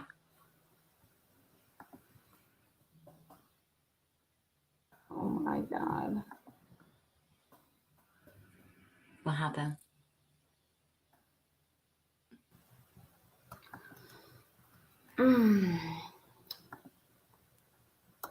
Yeah. And see if, he mentioned it to me. Oh, I'm sorry. Because at this point, that may be maybe can't spell effective. We don't do that. ISP here. We don't do that. That's up to the family and him. And however you guys want to do that, you can. We don't direct people to put up rewards. But certainly, I'm not opposed to that at this point. And we will provide the state crime hotline that you can put on the board. So who does he reach to do that? Because he did mention the day before he flew out, he said like in about 2 weeks, he might go ahead with that. That would be good timing. Yeah. Because we don't want it too soon. We may come up with something. Yeah. So should he just reach you? Yeah, he's got my number. Okay. He's going to run it by me. Okay. We kind of thought it would be good to have a picture of Brian on the billboard. I didn't think you'd want your family picture on billboard. No. Just Brian. This is the best part. Absolutely. They give these pointers. Do you have a picture that you want to put on the billboard? Sure. We can use the one that we used for, it's the best representation of him is just a headshot. Okay. I like the one in the black shirt that shows his torso. And his goatee a little bit. Okay. It kind of humanizes him a little bit more than just a headshot. How is he not humanized? Okay, that's fine. That's a fine one. It's on our Facebook page, I think. Okay. I wish I had good news for you and hope. I do too. The day comes when we can call you with good news. I do too. And we will follow all of this. And we'll do everything we can. And like I said in the beginning, I can't promise results. I can only promise effort. And So at what point do they call you off? Like, how long do you have to? they don't call us off. We go until there's nothing else to do. And then the case stays open forever and ever and ever in case something brings something else up. Okay. So we don't ever close a case on a homicide. It will stay open forever and ever until we get a result. Okay. Okay. And the same amount of people with through at it when we started are still working on it. It hasn't dwindled. The captain comes in and asks us, not daily, but almost daily, where we're at with it. What are we doing? Do we need? Okay. And that gets all briefed down to the director of state police, to the governor's office. I mean, it's everybody is aware of what we're doing up here and what's happening. Because this coronavirus, the virus, we've been told is that if they need us to do patrol stuff, we're not going to be doing that type of stuff. We stay on homicide. The drug detectives will go into uniform and do that, but we stay. We'll be the last. We just have a lot of people very desperate before we're taken off this game. Okay. And even if we do get taken off of it for a period of time, which that's not going to happen. Yeah, that's not going to happen. All right. When we're done, we will go right back at it. All right. I'm just saying how focused they are and how much support we do get. Okay. For these kinds of cases. I'm very glad to hear that. Yes, it's good for us too. So I keep going back to Kakoa. Yeah. And I guess your theory about her husband is as good as any, but why is Kakoa the one that does it, Does what?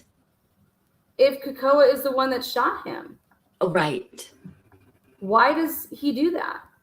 Unless maybe he's really close to her husband. Right. But why, she pays ahead. She pays $250. Yeah. And she videotapes making a record of what he looked like and that he was there. And then she goes and gives the videotape to us, a copy of it to the family. Right. I mean, if you're going to murder somebody, that's a lousy way to do it. It would be better for him. That's what I mean, though. Are you sure it's not her husband and she's not even aware of it? Like, it means the same thing, Jennifer. Sheesh. You know what I mean? I'm not sure of anything. Yeah, I know. That's what I keep thinking is maybe he did it just to get her to stop going on about him, maybe. She literally is saying right here that she thinks this guy killed her husband because his wife was talking about Brian so much. Get out of here. I don't know. She's the one who was like, oh, you gotta come see my chiropractor and her brother's there. And maybe she puts him up as a big thing and her husband is sick of it. And so he goes and does it and devastates his wife, but he's out of the picture now. Well, at this point, we don't even know if she has a husband. This is true. That she lives with. This is true. So we will find out. Yeah, well, I was there 2 years ago at her house. She was showing me the whole entire freezer of meat spelt wrong that her husband had put into sausages. So, unless... This is in Bonners Ferry. This is... I think it's Naples or San. Okay, Naples is south. Yeah, I think it's Naples. It's somewhere right around there. It was way out there. Yeah. We drove out there. It's not that far. It's like 20 minutes maybe. Yeah. Yeah, I mean, to Naples. Right. I don't know where they live. somewhere. I always get confused whether it's Sandpoint or whether, because there's many Sandpoints that still drive up to Bonner's Ferry, especially before he had the Sandpoint one. So this was years, a couple years ago. What was the house like? Very middle of nowhere, kind of like a log cabin, very much a log cabin. Okay. It looks like they built all of it. And some of it was unfinished. This is her putting them down, you guys. Very rustic, tons of land, wooded, very wooded. That sounds Naples. Yeah. I don't know if that helps with anything, but It all helps. I'm going to. You eliminate things, You're the one that's going to know about if there was an affair in Texas or not. Well, I'm going to go back and look at my stuff and see if there really was, if I can remember, because maybe I was just in such a crisis mode that I blocked out the fact that we gave a settlement. I don't remember a settlement. I'm going to go back, and because I have all of our financial records, and see if I can remember some of that. I know it was 12 years ago. It was a bad time. I try to put that behind us, but maybe I need to refresh my memory. And then how do you want me to give you the bank statements? Do you want those emailed?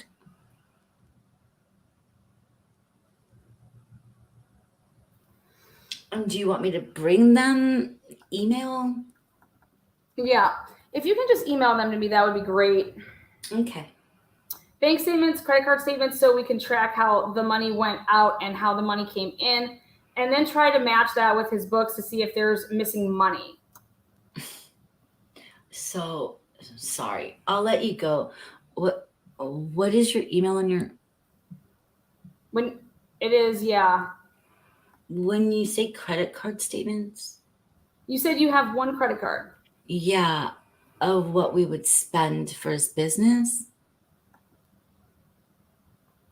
Well, just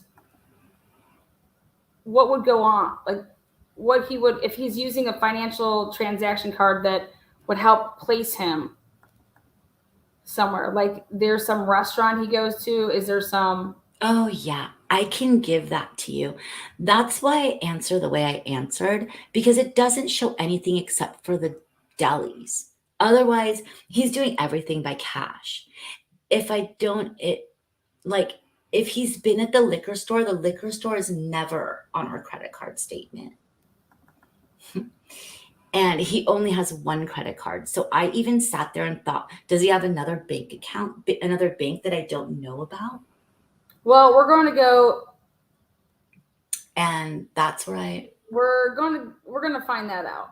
But otherwise, it's been all cash then, because I didn't know he's been spending money on liquor up there. Okay. But I can give you. Husbands have done worse things, so don't be too hard on him over that. Yeah. Did you see a photograph of Ladora's husband? Is he white? Lenora or Eldora? Yeah, Eldora. That's what I mean. Like, I can't even tell you what he looks like. Okay.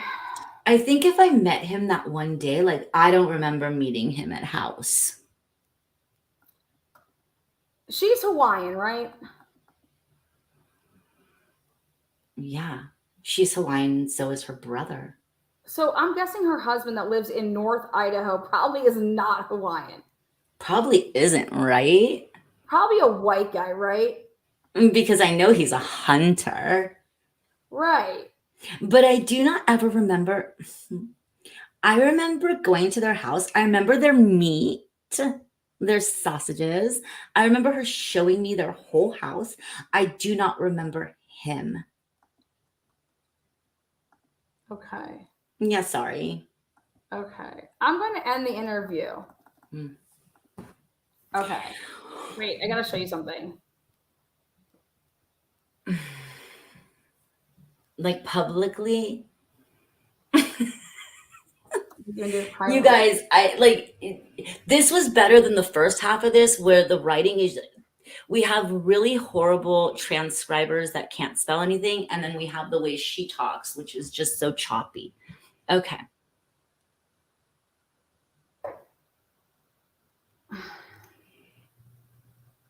You should be tired. This is 2 hours on the dot right now. 6. Let me just Thanks, tell Miss you- Kelly. no, I'm gonna say it publicly. Like I'm You prepared. are? Yeah. Okay. Sit. Okay.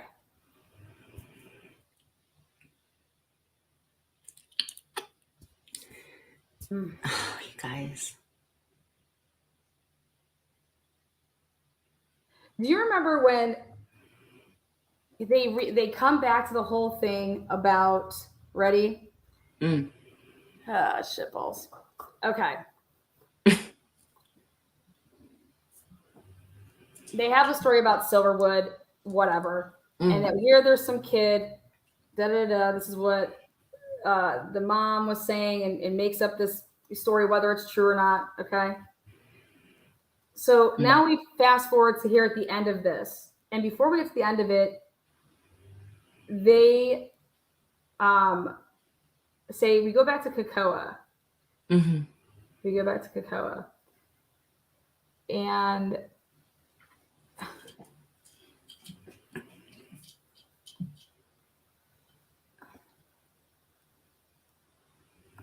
hold on.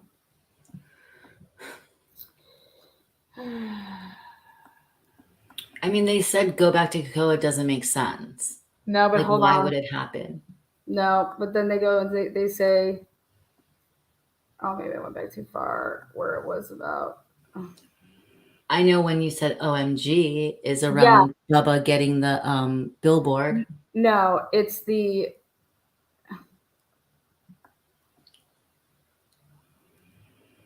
I want the description of. Oh, like that was from our first reading? No, it's right.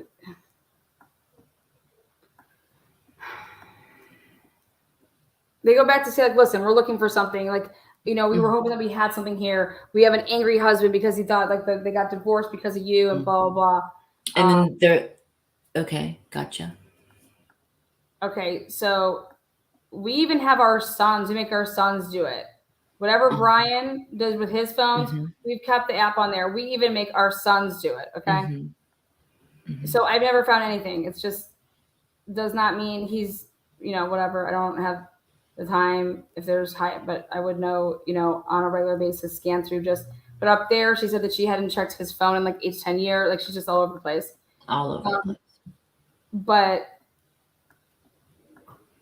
right here, they say, what else, Gary? What else? I was thinking, they're sitting here. We're on a roll. Okay, I thought that, it was going to end. And she's like, so there's really nothing new to tell me. Okay. Right here. We're still waiting for the next big thing that will, phone, the towers, the cell phone, as well as Google and that sort of thing. Showing us all the Android phones that were there. Why would you say Android phones that were there? Why wouldn't it be regular phones? Why would it be Android phones? Don't know. Like showing us all.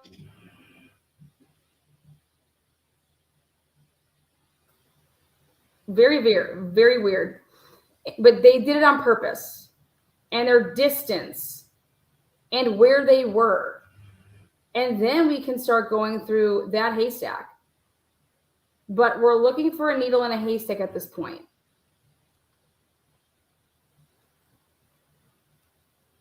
So you've been through all the files, though, doesn't even acknowledge that, No, and this is why she will say that is because she's concerned about these women. Let me tell you why. Hold on. The cell phones, the towers, anybody that would have called, so if anybody's there making phone calls, we're going to be able to see what phones hit on that tower during certain times. Okay. Now watch. If they did it right. Thank you, Alicia LaPlante. Alicia says, love this channel. Thanks, Lana. Oh, thank you. You know, going through those rest of those apps right here, then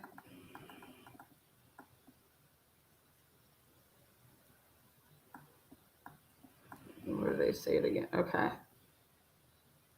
They're gonna put the billboard. I think it was back further then. Okay.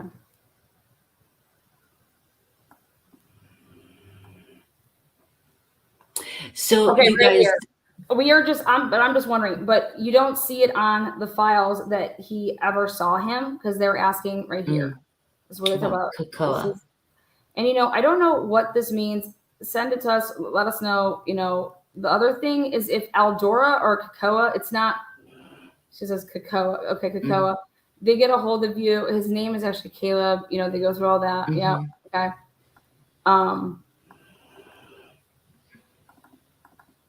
I'm just wondering.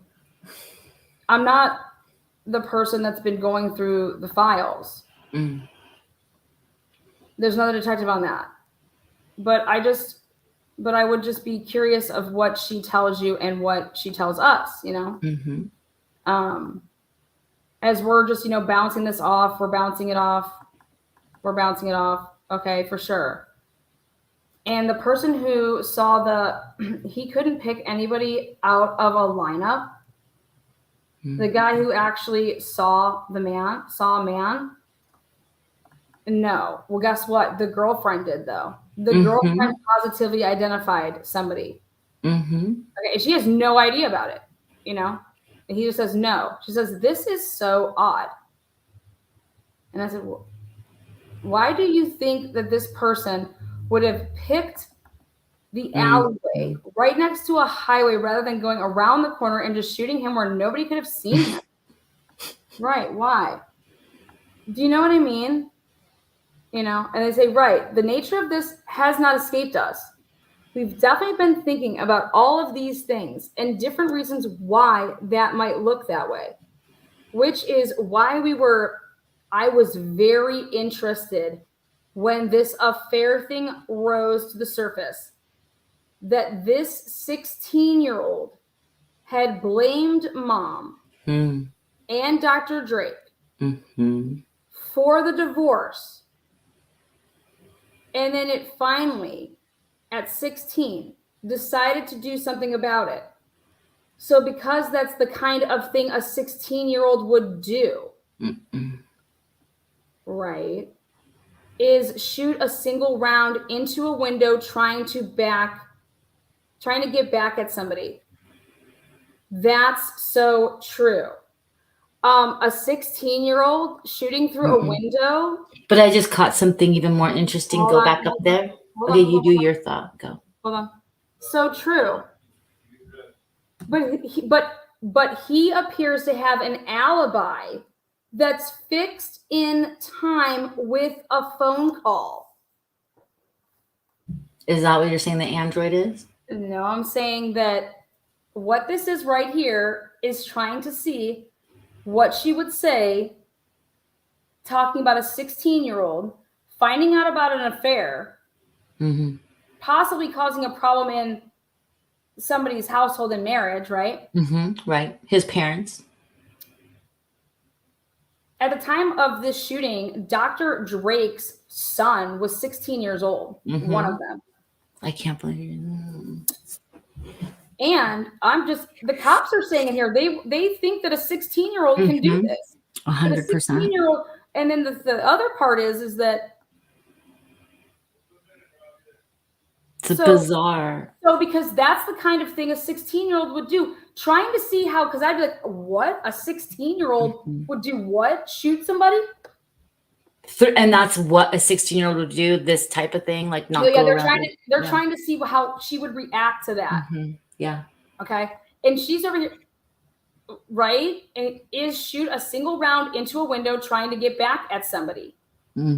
That's so true. But he appears to have an alibi that's fixed in time with a phone call. Do you think there's any chance this could be a hitman? Wait, so I'd have been like, wait, so you checked into an alibi of a 16-year-old already? Right. What about his dad then? What about, why isn't she like, she never goes with where they're taking her. Never. What they just laid out here, ladies and gentlemen, I am telling you right now because I have some additional phone records.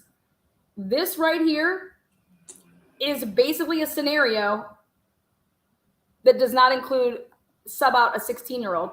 And here, Jennifer has no problems with it. Oh, that's so true. I would be like a 16-year-old shooting, like, and this was years ago though, right? This was years ago though, allegedly with this 16-year-old. Mm-hmm. And then what about the fact that Kip Hartman, who has a place in that building, Kip Hartman's secretary, when interviewed, said that his, meaning Brian's, car is there all the time. You know, when she gets there in the morning, his car's there. And it's there all the time. Now, does she mean that it's there all the time as in that it's there all the time, like every single day, or just the 2 days that he's there? But I think that what they mean is that it's been there all the time and it's there every morning. Like they're saying he's not like he's not leaving there and going to like some mistress's hotel. No. I'm saying that in the morning when they arrive there, if he's only working there 2 days out of the week, but his car's there Monday through Friday, 4 or 5 days out of the week, then what you're hearing of this whole alleged, like, you know, what was there issues in your guys' marriage? So you think that the cops mean the car's there all week? That's how they said that we interviewed the woman and she said that when she comes to work, it's in here, I highlighted it, Mm-hmm. that when she It's gets there there, his all the car's there. Mm-hmm. And so my response would be like, well, what do you mean his car's there every time you get to work? How often do you go to work? Well, I work Monday through Friday. So you're telling me that you see his car every single day that you go to work? You know what I mean? Like, but the way that they're saying stuff to her, they're seeing how she's reacting. Okay. Mm-hmm. They're obviously listening to her, letting her just fucking, you know, woo. 100%. It's a horrible interview, in my opinion, without seeing them. Yeah. And so we know that he stays there on the 2 nights, but according to her, he only stays there the 2 nights. He's not there all the time. Mm-hmm. Okay. And now, did they ever interview her? Now remember when there's Children? another No, her children. I don't know. Like, is your dad home? He's only gone 2 nights a week, and you know. I know that they would have interviewed. But going back to this is great. I lost my train of thought. I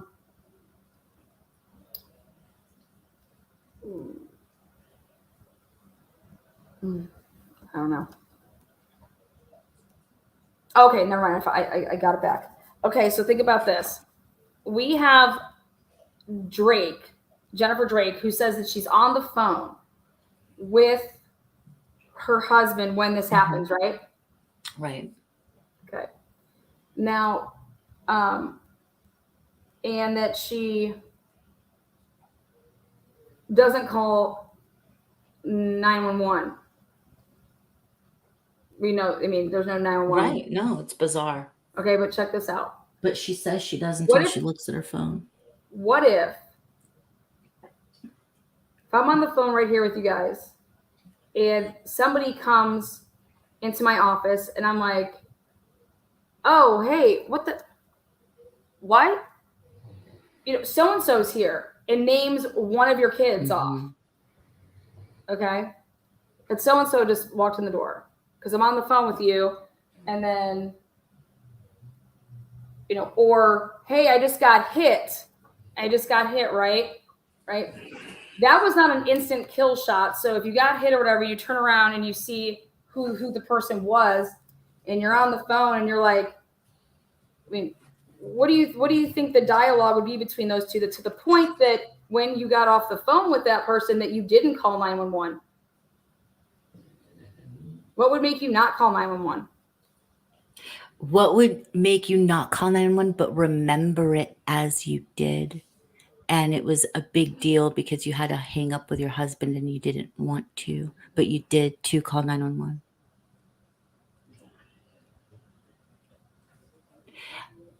I mean, the only reason, and this is my opinion only, the only reason you wouldn't call 911 is because you wanted to buy more time for your husband to bleed out. No, that's not why the only reason you wouldn't call 911. That's one of the reasons in my opinion only. You would not call 911 if someone just told you that oh my God, I just got hit. What the heck? But before those words, oh my God, I just got shot, was, oh, so-and-so's here. Or hey, hey, Tom, hey, hon, Tom's here. And Tom's their kid. Okay, Tom's their kid. Like, well, Tom just showed up. So you're buying time for Tom to get away. So, well, not necessarily that you're buying time for anybody to get away. You don't know what to do. Like, the only reason you wouldn't call 911 right away in that type of a situation, or why isn't the guy that's got shot calling 911?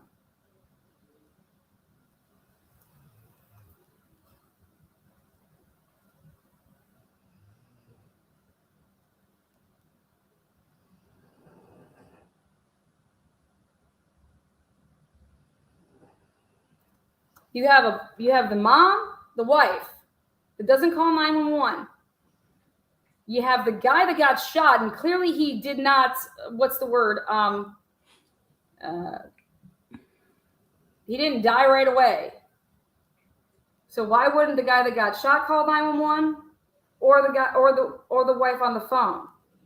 The guy if he didn't die right away, wouldn't call 911 because he would think the wife's doing it or whoever's doing it. I'm calling 911. Or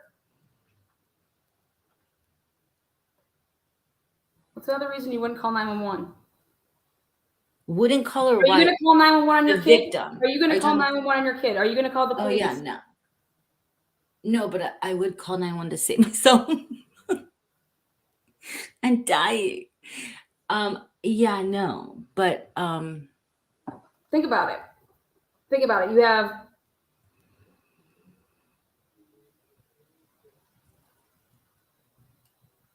a guy on the phone. He's talking to his wife, and all of a sudden he's like, "Oh my God, I've been shot."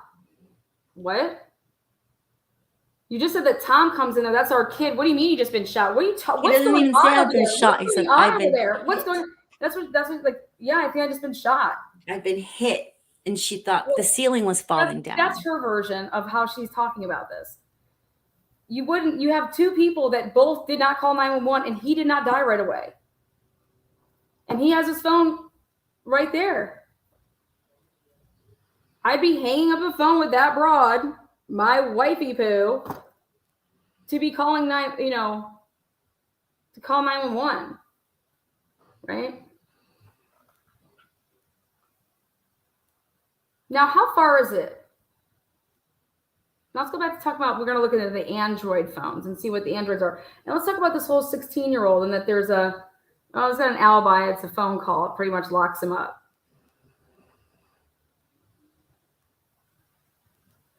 Androids hitting off towers.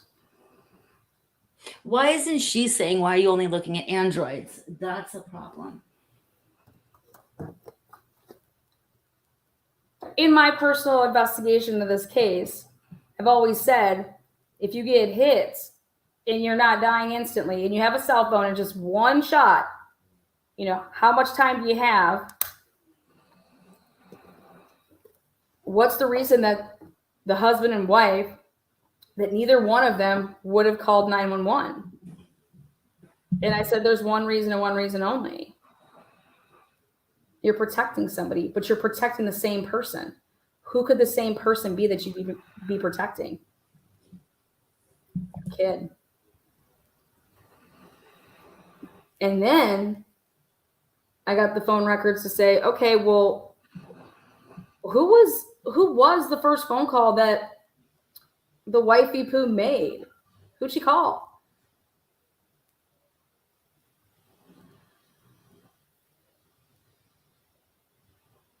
Her pool guy? Who gives the kids rides everywhere?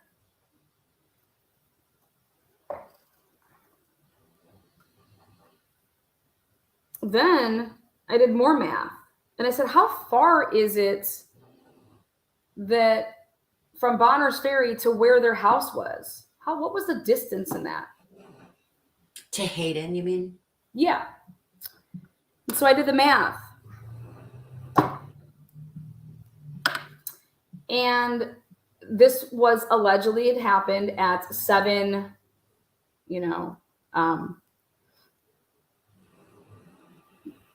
26 p.m. Okay.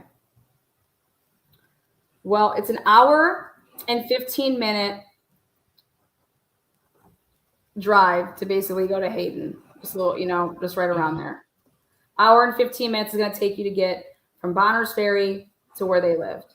Okay. Where they had their house. And I looked at the phone records again to take a little closer of a gander of a look. And I said to myself, wow.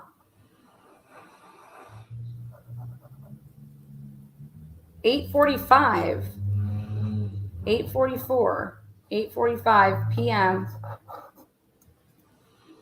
That's when, if somebody was driving from that area to come to Hayden, that's what time it would take. That's how much time it would take them to get into the, hour and 15 minutes later. Okay.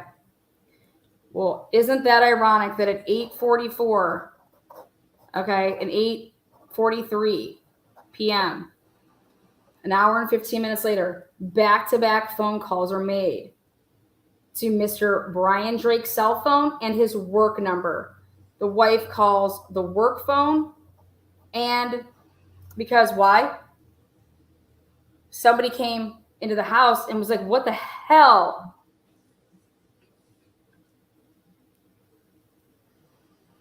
I did it. I shot Dad. I can't fucking take it anymore. What? 8:44,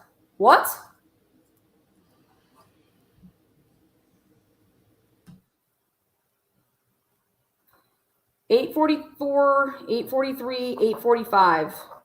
Okay. It's 2 of those time frames. Back-to-back phone calls, one to his work line, cell phone, one to his, well, you would call and be like, what? No, you didn't. What are you talking about? And then you call.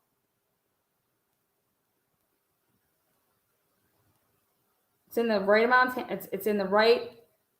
I mean, that's literally how long it would take if you left Bonner's Ferry and drove to Hayden, is when those 2 back-to-back phone calls. If these ISP guys are straight up here asking, and they're putting it in a way to see her reaction here, which is, we were looking at it that, hey, there's an angry husband out there because this is because of an affair. This is because of an affair. Okay. You know what I mean? Like, he literally shot him in the back through. No, 100%. And he loves his mother. He loves his mom. Well, and just look at, no, I don't care about that. I want you to look at how they're wording it. This is to say, right. The nature of this has not escaped us. Like, who would be so dumb as to not plan this, that they're going to just shoot somebody through the, did him and his son ever like get into it and they were like fighting all the time and that's how he broke his leg? And, I don't know. But that he was shot through the window. Who would do that? And this is what she's saying. She's like, why would somebody shoot somebody there? You know what I mean? Like, why wouldn't you shoot him when he comes out of the office? Basically, there's no one going to be around over there. And so this is what they said.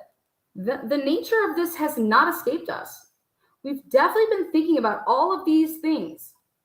and different reasons why that might look Right that way. That reasons why that might look that way. That's an important part right there.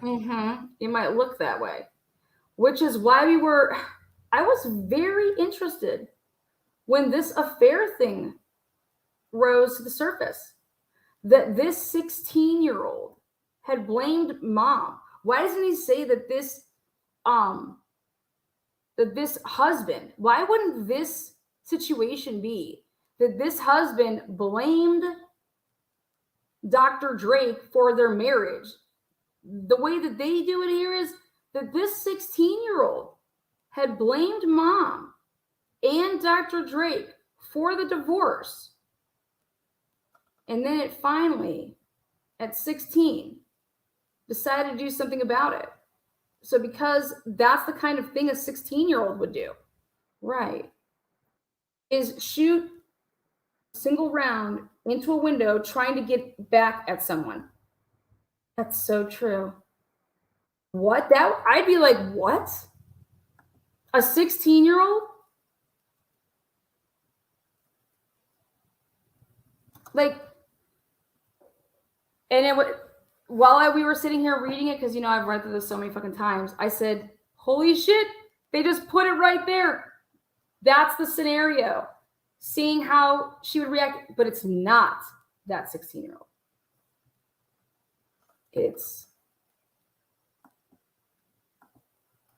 But he appears to have an alibi that's fixed in time with a phone call. What the fuck does that even mean? How come people think that if you have a phone call that you have an alibi? What do you mean that it's fixed in time with a phone call? Where's the phone pinging from?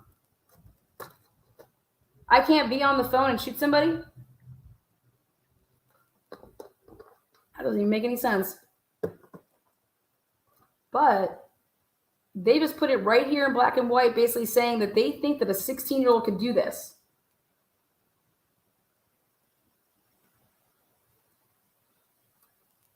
So if you think that that 16-year-old could do it,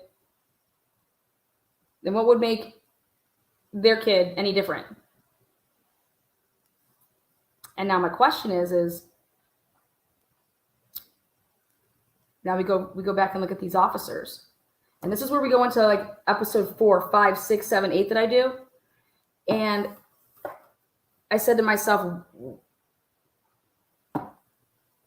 why would they just blatantly lie about all this shit? There's an eyewitness that gave an eyewitness to somebody else. But when they give this description right here of how this would happen, do you think there's any chance this could be a hitman?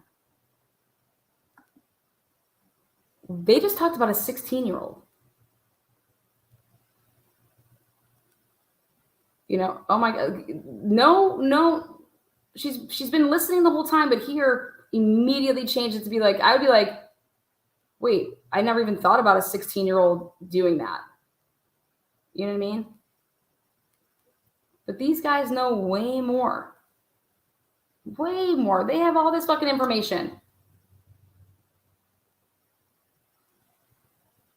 And I believe there's a phone missing.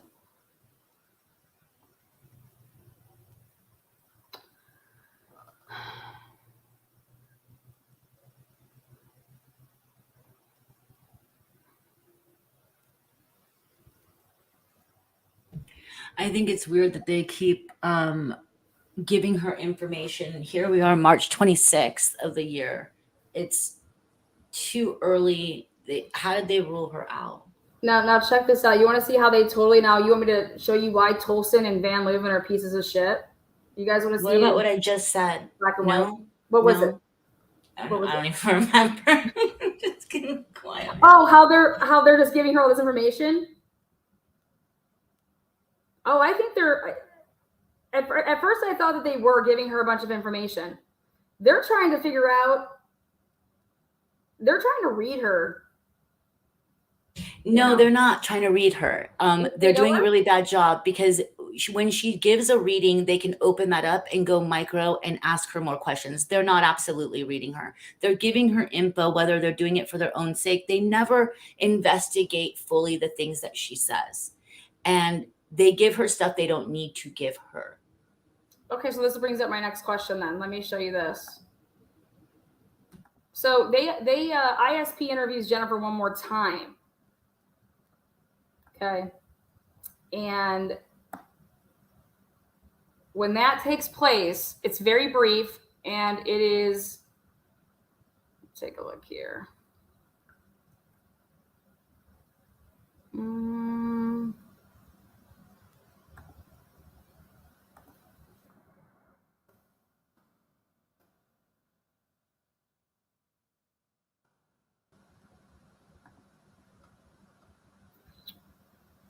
Let's see.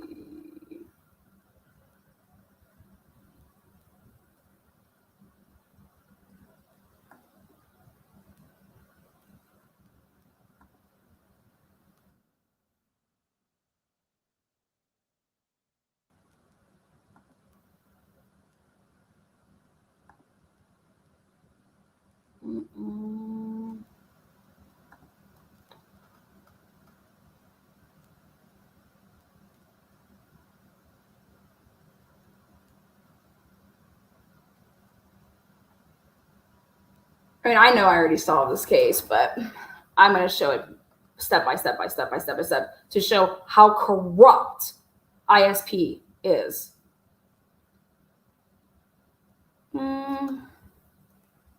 Who killed Brian? Hey, Bella, do you have the April one? Do you have that readily I'm sure available? I do have You have it. that readily available? I was just looking, and if you had it readily, could you just shoot that over? Potentially, I can. The Jennifer April one? Yeah.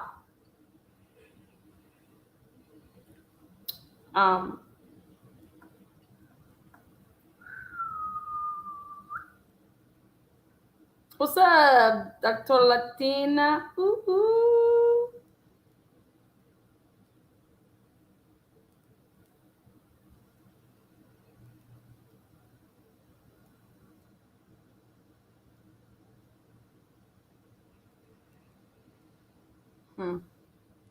So,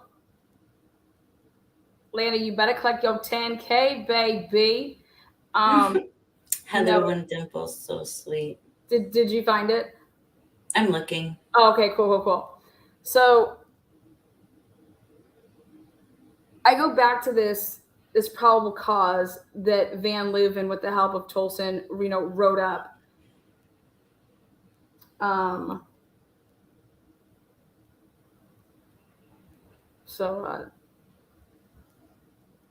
Yeah.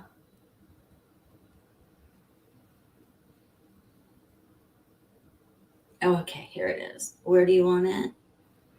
Oh yeah, just email it to me really quick.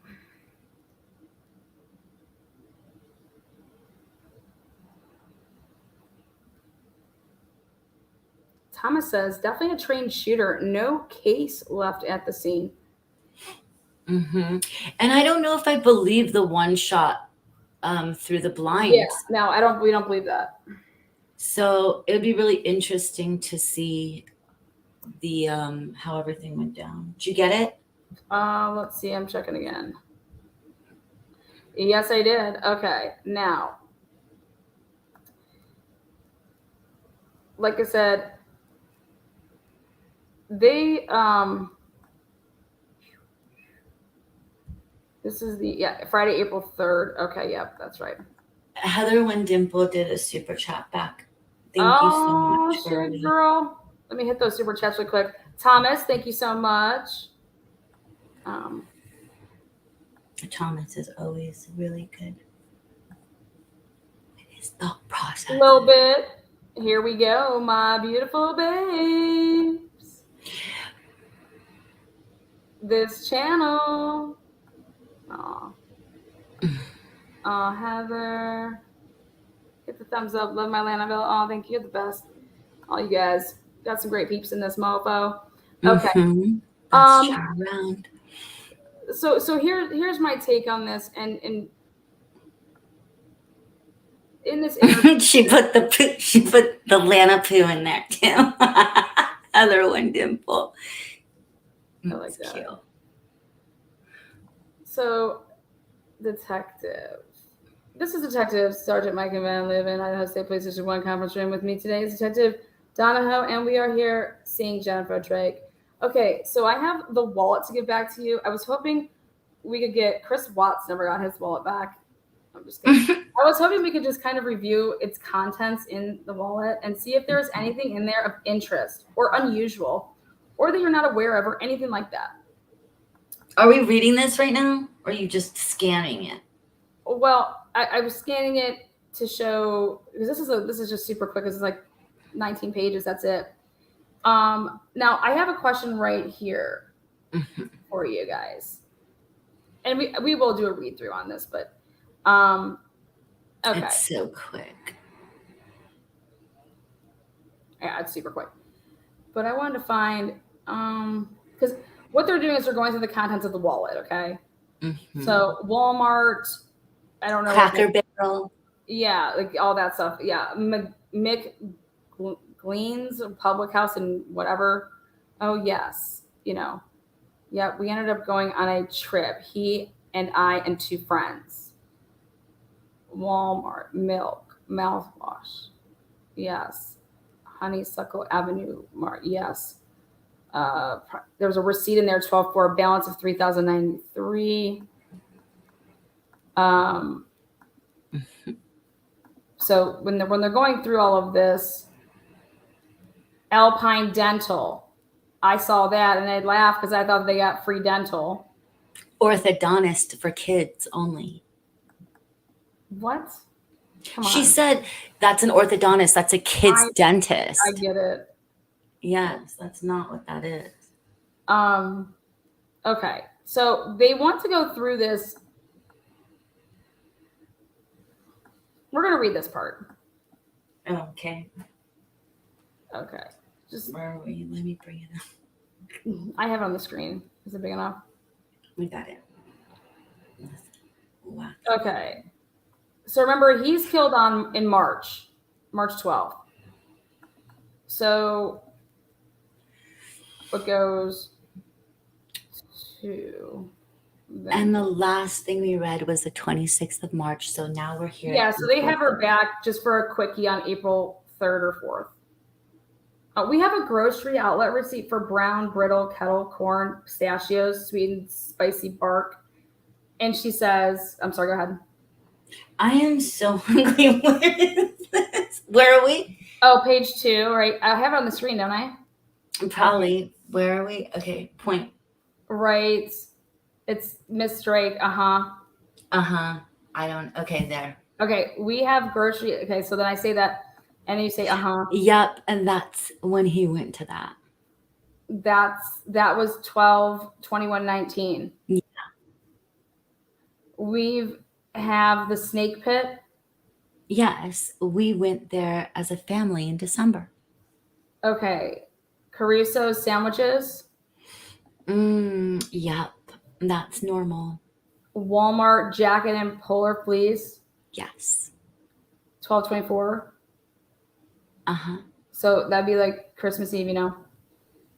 Snake pit, that's probably a portion of the same receipt. Yeah. Okay. And then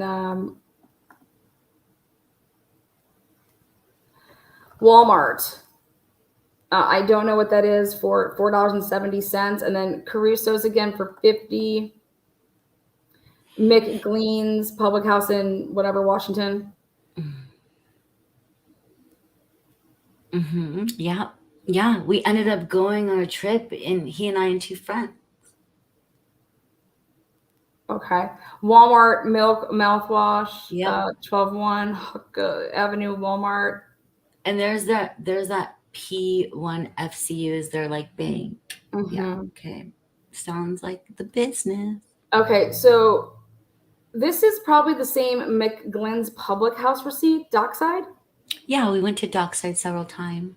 December 1st? Uh-huh.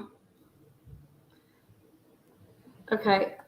Basically, they're asking a bunch of questions about where he's been, and you were with him on these days. Like they're wondering, like, did he go there alone? You know, this is probably the corresponding credit card for that dockside receipt.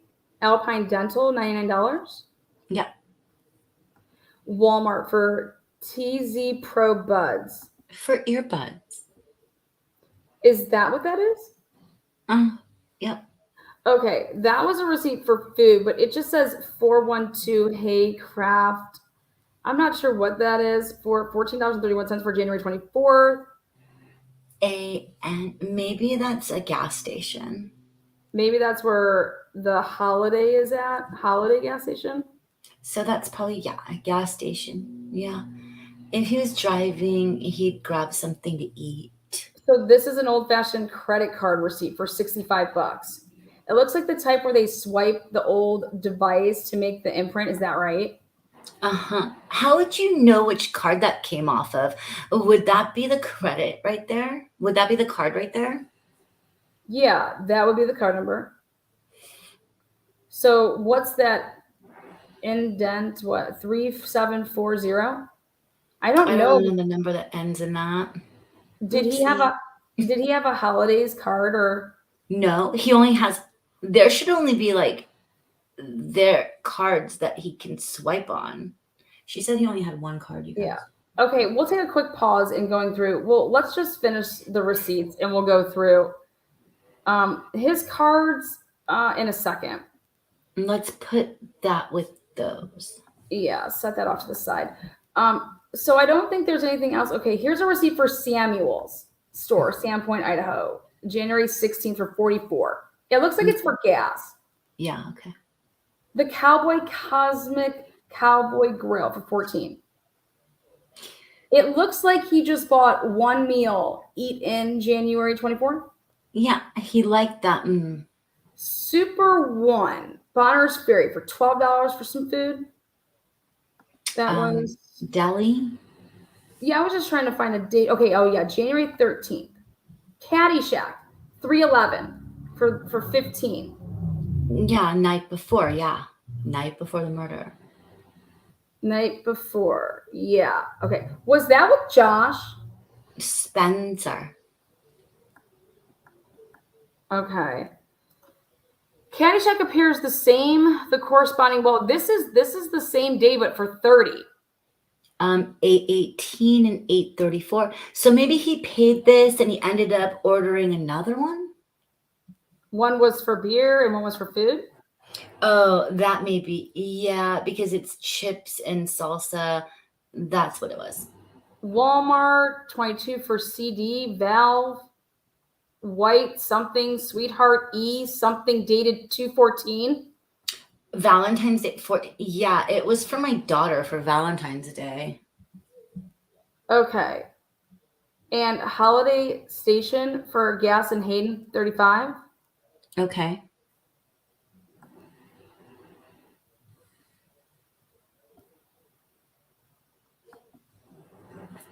Okay. So his driver's license, yeah. Hot last number 1 federal. Okay. Yeah, that's our account. Okay. Here's his business license card, a Christian health care. Yeah. Here's a $100 gift card from Vanilla. Yeah, that was from his mother. Samaritan Ministries. Mm-hmm. Yeah, that looks like your business card there. Triple Play Fun card. Uh-huh.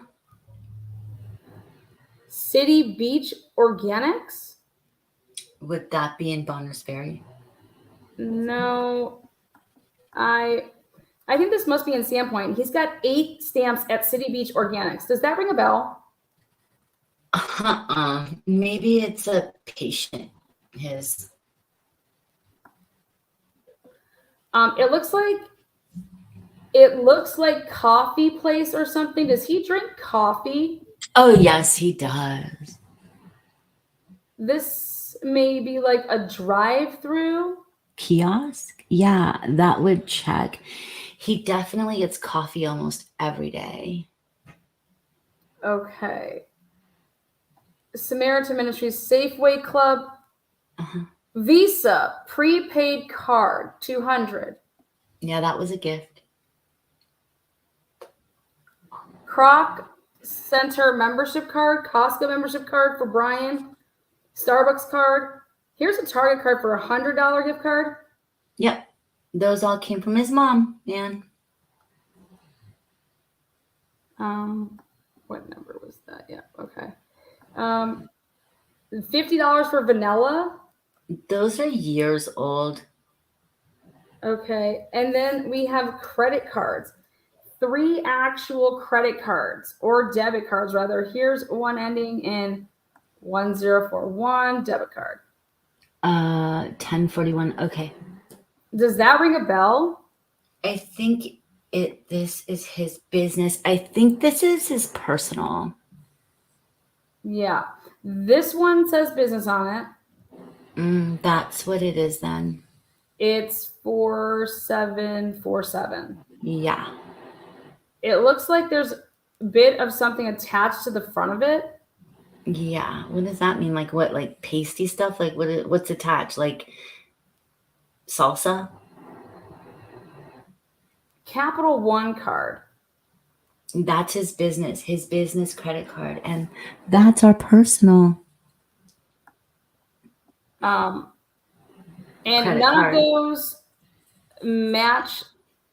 Match that, but that seems really short for a credit card number. It's this one. Oh, that one. Okay. 5126. Okay. Yeah, it's the number right here. So I don't know what this charge is. And which card was that on? His personal debit. Personal debit card. 6569. You might see it if you look at the account. Okay. Here are 3 photographs that I found on one of his phones of pistols. I was hoping that you would look at and tell me if any of these are familiar to you. They look like they were taken by his phone, just set on the same surface. Nope. Never seen these before? No, and I'm wondering where that surface is. We don't have any of these, and It looks like the bottom of some sort of Apple device, maybe. yeah, that doesn't look like his. That's not an iPod. That looks like a phone. Like he didn't have anything in his office that was white like this. Yeah, it looks like maybe a white plastic table or something. Yeah, and I mean, I wasn't always in his uncle's shop with him but I would sit in there for hours when it was with them too. So I'm almost positive this is not his uncle's, which means I don't know where this came from. Okay, all right. That's all I can ask for. We don't own this. We have one similar. I'm really bad with guns. It's something that's like is it 45, what most military or police officers have or used to have? Used to have, yeah. Most was it? I don't know. There's a 45. Probably the most common caliber is a 9mm today. Did Johnny send you pictures of because he took pictures of all of what we own. Pictures of guns that they own. Johnny sent it over. Yeah, because he was over their house. That's his brother. No, I haven't gotten any pictures of that. Okay, he went. I just wanted to make sure they were all accounted for. No, these are not. No, now we're. Oh, mine are. Yes, but if he bought some. Right. Remember, because he had that conversation. Right. And I never followed up and asked him, but I thought he would have surely told me. What conversation? Because I don't remember any of this that we've ever read about a gun. It was in private. Exactly. Yeah. Something else that I didn't think about until later, and I apologize for not being more thorough, I have any evidence of this other than what I was told about him going and spending money and saying, well, you didn't know exactly how much money he had because he was taking cash in. And maybe he had like a little slush fund on the side. Yeah. Like if he had extra money on the side that he was keeping, we certainly didn't find it other than what was in his box. Yeah. So I don't know whether or not the thought occurred to me that maybe he kept it somewhere hidden in his office. Like maybe up in a ceiling panel or something, or in a piece of furniture. And you know what, Johnny, he actually looked here in Hayden right when we took everything out. He actually moved one of the panels and he took a flashlight. I didn't do that. We didn't do that up in Bonner's Ferry. I didn't either. Neither of us did. And today I spent the time, because I've just been combing the phone, I finally figured out how to download a statement and she did the finances. And I went and pulled his whole credit report and went through it all because, like, maybe there's a bank out there. Yeah, well, we're doing that too. I just want the money from the bank. Okay, so I pulled it just to look because I know exactly what we have. And I didn't see anything on there under his social security number of what we don't have. Just so you know, just because I did look through that. What else did I do? I emailed you. Did you see my email? I emailed you bank statements. I didn't get a chance to open it yet, but I saw that you sent it.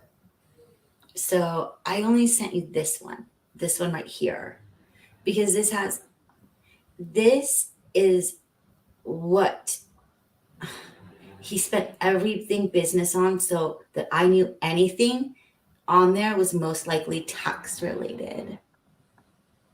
Okay. So, yeah, well, the accountant guy he'll take a look at all the books and going back and seeing how many patients he saw and then basically adding those up. Perfect. 50-50, and then go back a year, and then they'll have that be your income, and then they'll try to see what approximately money made it to your bank account and went back out. Perfect. So if there's a hidden $25,000 somewhere, he should be able to find that. He'd know it? Yeah. Okay. As long as he wrote down all his appointments. Yeah, because he never put any money that was in our personal, always was transferred as a salary from his business.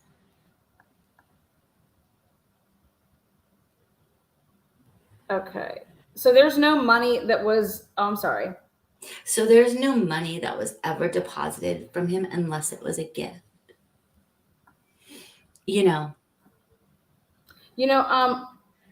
These were just paid, so there shouldn't be any account that money should be in except Capital One. Okay. And I apologize for asking you these questions and trying to accuse him of something because it's so backwards. I can imagine being in his place and looking down and watching some other detective ask my wife these questions and go through this thinking, you SOB, how come you're thinking bad things about me because I didn't do anything wrong? And I think at the end of the day, we're going to find that that's the truth. He didn't do anything wrong, that there was something else happened here. I hope so. So we haven't found any evidence of any improperty on his part. This is all just trying to find a motive. Well, after I got off the phone with you yesterday, I actually called Bubba, and he was actually with Alvin. I haven't actually talked to Kip yet, but I got Bubba, Alvin, Jennifer, and Michelle, their wives, all on their phone together, and I asked them the question that you asked about yesterday. Yeah. I said, tell me about this. And so Bubba said, I wasn't at that, which I know he wasn't. He was upstairs cooking. Alvin said, I remember this conversation. We were all talking about things we were struggling with. Is this about the hot tub? Yes. Hold on. And I remember him saying something about he was in the doghouse. You were upset because something he had posted online. And I said, give me more. And he goes, I don't have anything more. And I said, but he said that more than one of you said it. So maybe Kip said it. So then I asked the girls, I said, did I say anything? And they're like, I have no idea what you're talking about. I don't remember anything. So this morning I have this list I started for myself. I need to go back, like our Facebook on our main phone. And if it's a Bonner's Ferry contact, am I wrong? Okay, sorry. It's so confusing. Okay, hold on. I need to go back on like our Facebook account to see if there's anything. But I'm telling you, the man posted maybe twice a year, usually maybe for my birthday, and that was it. And they didn't, I can go back and look at the recording. They didn't, as I recall, they didn't say he posted something. The quote is that he had communicated with a woman or women on social media. They didn't know the platform of the site. They didn't know whether it was a personal thing. He communicated. It was just something like they didn't know the details of it. They just. Yeah, well, the only online account we have is Facebook. We have Instagram, but it hasn't been touched in like 8 years. We just never been in it. But even, like it's open. If you wanted to even look at Facebook along that date or some time before that, he is next. I don't know that he's ever on Messenger. So I don't, any other modality that he would have had, he just was not, he was just never on social media. He just never, I don't even know that he knew very well how to do it. He was texting. The other question that I don't, and you guys would know, I still can't find like when he get into his 3 emails. Yeah. I do know which email he signed his phone up to. Like you guys have the phones, so you can tell that.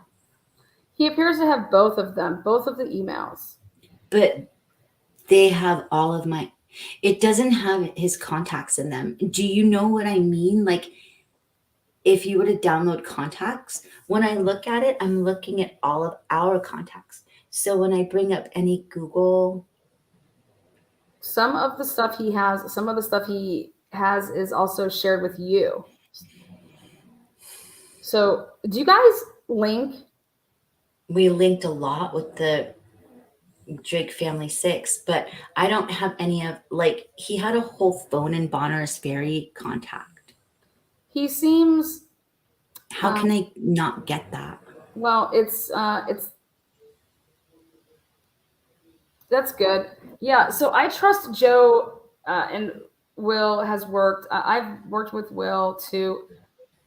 When Will was an FBI agent before up here, the problem is, just to be honest with you, he's 3.5 weeks behind what 7 or 8 of us have been working on. He's not, I will be very surprised if he knocks on a door or talks to a person that we haven't been there first. Wait. Oopsies. I was like, this is nobody. You guys, this is just like really confused. This is like a confused, it's not a read, like if you go back and forth. And I'm sorry, we recognize that it's when it's Bonner's Ferry client. Right. So how could I not get into like one of those phones? That phone had to have been signed up under which account? And the fact that I should be able to see all those contacts, does that make sense? Yeah, it's the ones we already talked about. It's, whatever. And then the fam one, those are the only 3 emails that we see that I've seen. Yeah. I think he had a Yahoo email too, though. I found. Yeah, that's the Yahoo. Was it Gmail or something? So that was the other one, Gmail. I looked at all 3 of them this morning just to see if I could download and help with the contacts for them. I mean, I'm assuming you guys are working together and you can get a lot more than he can. Who is she referring to that he can? Look, they ask who? Will, I'm assuming. Who? Will. Oh, yeah. So because he's kind of outside of this. Who's Will? Will is an FBI agent. So I have talked to Joe, told you who he is to me, right? I worked with you. Well, we're like best friends. We went through the academy together. We worked ISP together. We're neighbors together. We've good. gone on vacation together. Well, I didn't know that much. That's good. Yeah, so I trust Joe. And Will has worked, I've worked with Will too, when Will was an FBI agent before up here. The problem is, just to be honest with you, he's like 3 weeks behind what 7 or 8 of us have been working on. He's not, I will be very surprised if he knocks on a door or talks to a person that we haven't been there first. Did she So hire? this is Bubba? Did she hire somebody that's a? That's what it sounds like. He says it's out, but whatever. Okay, go So ahead. this is Bubba and So just this so is we're on Bubba the and- same page. I worry that he's spending a lot of money to do the same thing. Right. So that's why I was asking. I was even asking Carl what he knew of him and whether or not he's very good. Because 3 weeks, and that's losing a lot of time. And I spent all day trying to give him stuff. But I told him, I was like, I know that Joe's pinged the cell towers. He's done, a lot of this stuff that I know you have the modalities to download what he doesn't. So I've tried to do a lot of his work for him. So she's in on the case, you guys. She's working the case. Yeah. Mm-hmm. Yeah. And of course he's from Pocatello. So he's going back on Monday. I feel like I'm in the middle because I know Bubba means the best to some degree. I just don't want him to be paying money out. It makes me feel badly because I feel like he's done so much for us already. I mean, I'll do anything to find answers, but. Well, that's kind of what I was explaining to Joe about the billboards and the reward. Yes, I think that will be a good idea, but we're not quite done here. We still have stuff to do. And I have high hopes on our data coming in on our warrants. We're starting just in the last couple of days to get the data back on the tower dumps. Are they lying to her? Or are they fucking this is April 3rd. You're trying to say that you don't have the data back. Okay. And we'll be getting more from Google. When do you get the Life 360 stuff? Boom. Lana, love it. Boom. Life 360. If you guys don't know about Life 360, you can have a family share plan of Life 360. Okay. Here we go. Where are we even? Right here. Probably a couple of weeks, but I'll get the same. Wait a second. Mm-hmm. But I'll get the same stuff from Google that I'll get from Life 360, but probably better. What? Oh, okay. So yeah, is there anything else we need to talk about on the record? I actually just want, I don't know if it matters if it's on the record. I just want to ask, I've heard nothing about his autopsy. Did you get it back? Or do I get it? Or so the way that works is in Idaho, the elected county coroners are responsible for the body. They made decision of whether or not to order an autopsy. If they do order an autopsy, every county in North Idaho, we don't have any medical examiners in North Idaho.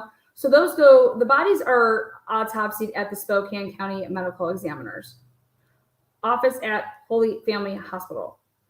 That information, because it's contracted by the coroners and paid for by the coroners, it's their information, the autopsy report. So 99.9% of the time, The coroner gives us, the investigating criminal agency, a copy of the autopsy report, but we can't disseminate that. That's the coroner's business, what they do with the report. So do I need to reach the coroners? So I don't know if they'll give you a copy or not right now, and eventually you'll have a copy of everything. I'm curious as to whether or not there was alcohol in his system. Okay. Not that it matters. I'm just curious. I mean, I'm wondering if this is something that, the stuff that you saw on the table, was it stuff that came from the bottle is exactly this much gone? Is that what was in there? Oh. Has he been drinking? Got you, right. Or was it something he'd drink in the evening? No, right, no. He was at a 0.07. What does that mean? They had his toxicology. Oh, what does that mean? Sorry. Drunk driving is 0.08. So he was 0.08. He wouldn't be able to drive a car. So, but in the grand scheme of things, a 0.07 is not a lot for someone who drinks regularly, to be honest with you. But there's nothing else. He's not, he wasn't on anything that I don't know about. I haven't seen the autopsy report because I don't think the medical examiner's office was published it. He wasn't on anything else. That would be in his tox, and they don't answer it. That would be yes. Well, yeah. Has nothing to do with the autopsy report. They know that it was at 0.07. They have the tox. That's the toxicology. They fucking are lying right here. And then so I haven't seen the autopsy report because I don't think the medical examiner's office has published it yet. Like before now? Why did they not? It usually takes them about before now. Well, right. Well, hang on a second. Is there anything else that we need to look at? Boom, they don't want to talk about this at all. Sorry. No, okay. I'm going to end this interview at 3:45.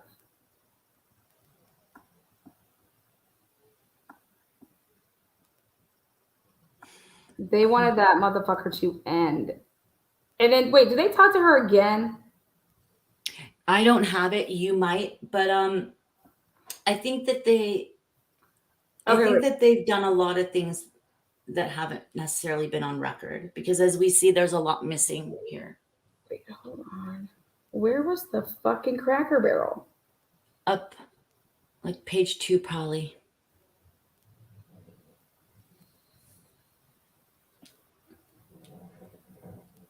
Yeah, see page 2, page 2, line 21. Page 2, line 21. Uh-huh. Where? Go to page 2. What are you doing? I am on page 2. That's 3. Oh. There. Okay. Right here. Sorry, must have missed this. This is money for me. I think they must have put it back in this envelope, which they took everything out to photograph it. Okay, so let's see. We've got a Cracker Barrel receipt for $34. Now, we looked. She's like, does that sound right? Yep, we were all together. How the fuck does she? I'd be like, 12, 13, $34. Now, what day of the week did we say that was? When we did it? I don't remember now. I'm going to pull it up because I have it It here. must have been a Thursday, but I'm not sure. No, it was. Okay, I'll ask. Hold on. Ask Google what the fuck day of the week that was.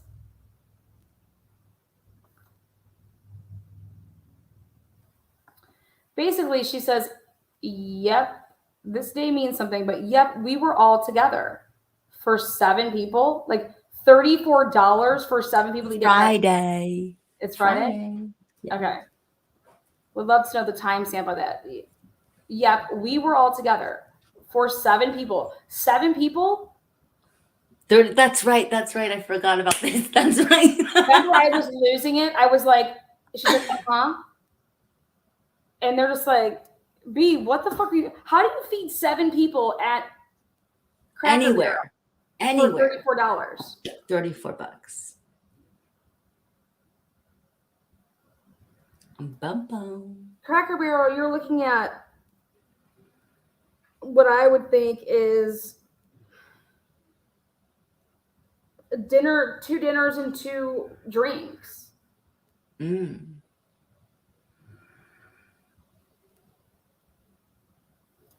And so I was blown away by that.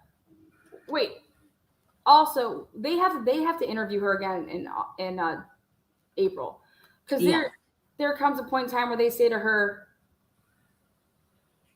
listen, the eyewitness cannot pick him out of a lineup with a 1, but he basically describes Kakoa to a T. But guess what the problem is? What? The time. Like, yeah, Kakoa was walking out of Dr. Drake's because he was there. You know what I mean? Yeah, like, but he would be walking out with Eldora. No, not if he went to go get the car and to pick her up or something. I mean, but then I thought about it. Then I was like, well, let's just hear what Eldora says and how they left. They left the completely other way. Mm-hmm. And I think the reason they were trying to ask if that was like, are you okay about us blaming somebody that didn't do this? So here we go. Now,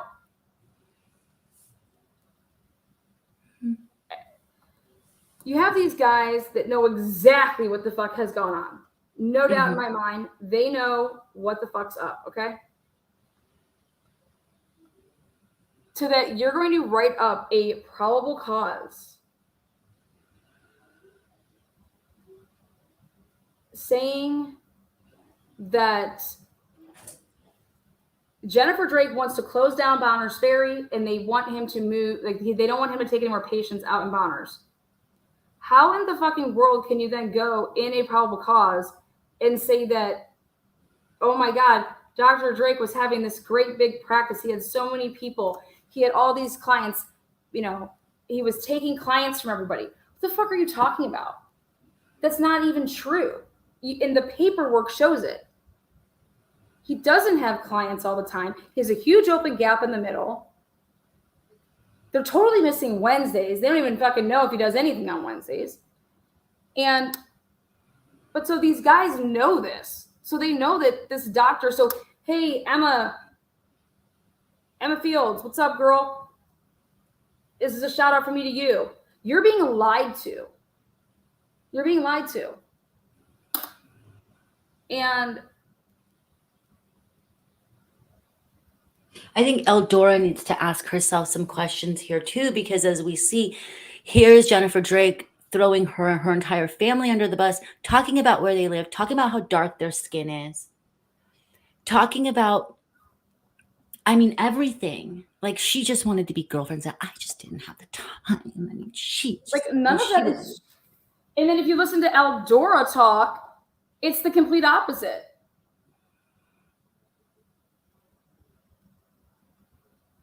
So I have, where is it? Here it is. Here it is.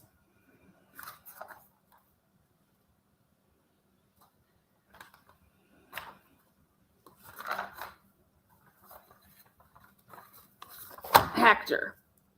So my issues that I have in life with all of this is how are you just going to literally, like, this dude, Daniel Moore, did not do this.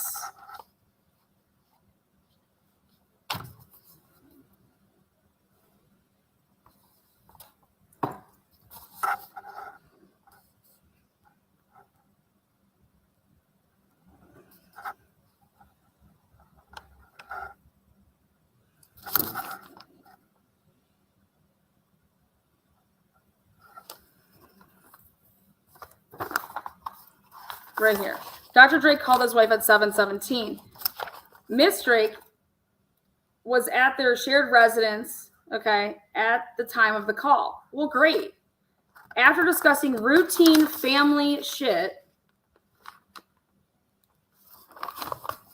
Mrs. Drake said her husband explained that something had struck him in the side.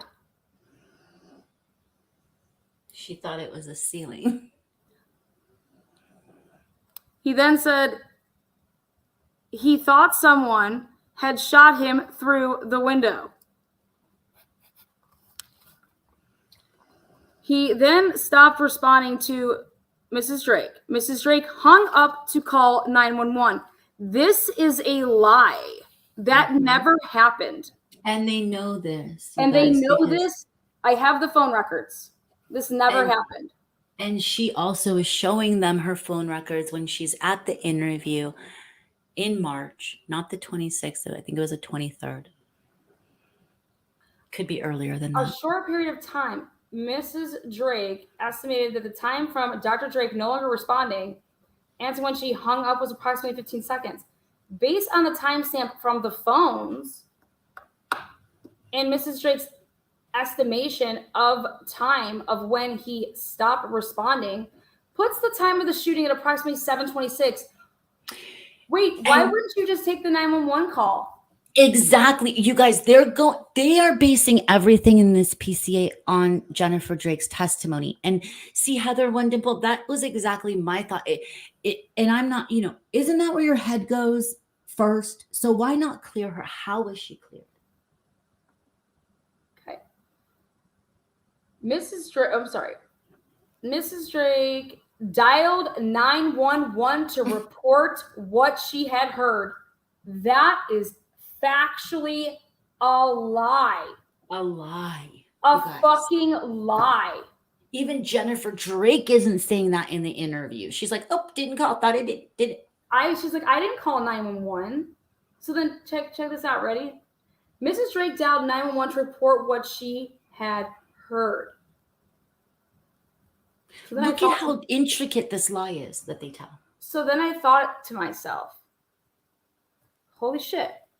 If I buy my kid a cell phone, I would just do what? Add it to my line. And so when this cell phone number would then ring through to any place, what would come up? My name, Lana Oriani is calling.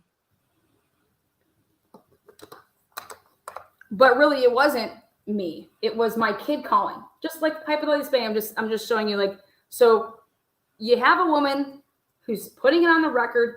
I did not call 911. Why do you have an ISP officer who interviewed this woman then saying, we're just going to put in the probable cause to arrest this man, Daniel Moore, that this woman called the police? How the fuck can you get away with this? And then you guys want to talk about the Brian Kohlberger PCA, and everyone's like, oh my God, it's so great.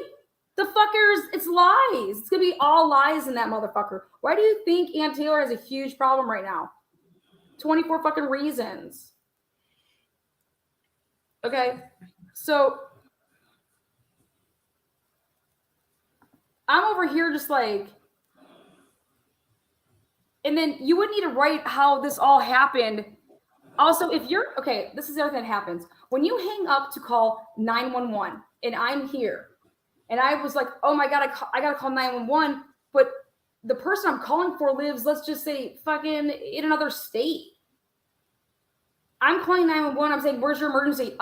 It's actually not at my place. I'm only calling because, holy shit, I'm watching something live and I just witnessed somebody do whatever. And so I go to call 911. What happens? 911, where's your emergency? My emergency is, there's going to be a lot. You're not calling the 911. And then I'm going to go to trace, locate where it would happen. So, and I looked and I was like, wait a second.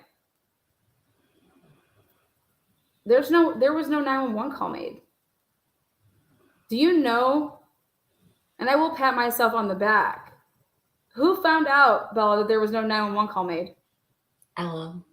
LO.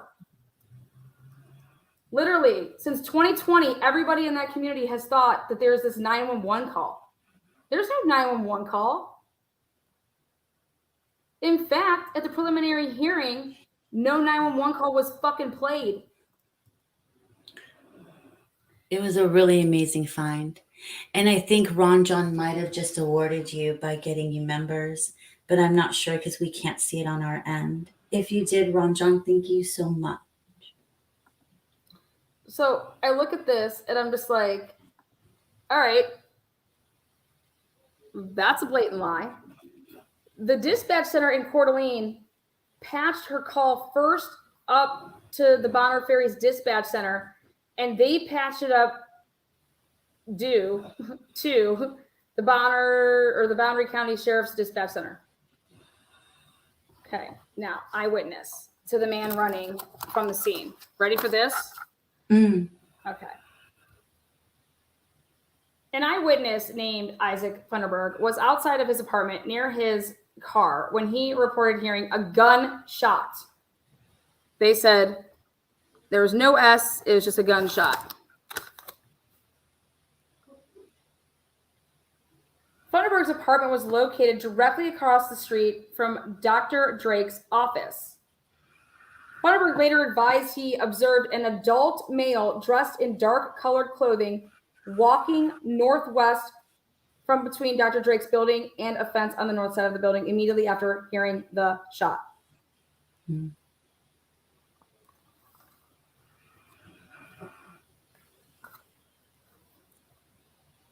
Now,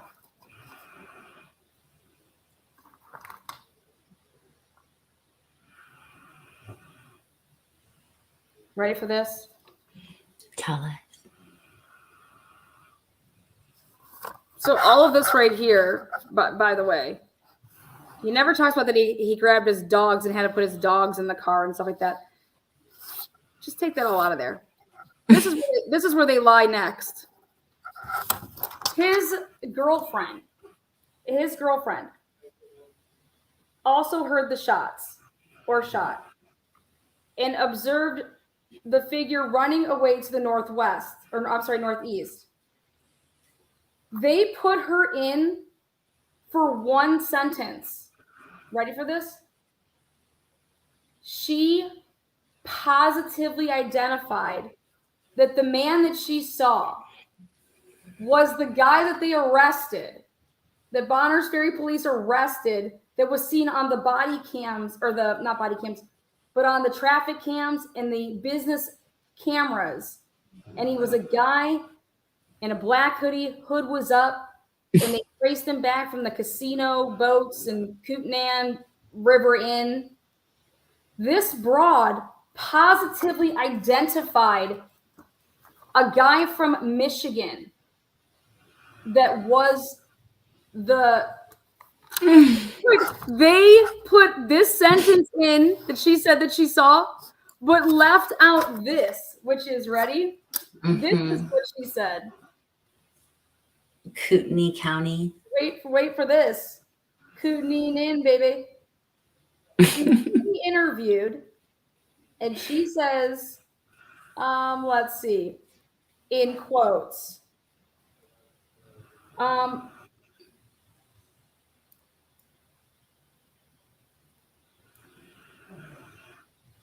Well, what ended up happening is they were looking at, the Bonners Ferry police got with the person that does all the cameras, and they were like, okay, hey, let's start looking through these cameras in this area around this time and seeing what we see. Well, they see a guy walking with the hood up, but where they see him coming from is they see him at the mobile gas station, and before that, they see him at the hotel. Bell's gonna bounce for a second. All right. I'm just gonna go get some din. Yes, right. Continue on. Thank you so much for having me on. Oh, thank you so much, Jennifer Drake, for giving us your voice. Please don't think that I'm Jennifer Drake in real life. Thank you. Please hit the thumbs up, you guys. If you're not subscribed, you're just listening. There's probably about 39% of you out there listening who aren't subscribed. It's free. Just do it. Thank you. Thanks, chat. Thanks, mods. Thanks, Lana. Talk soon. Thank you. Oh, I thought she was done.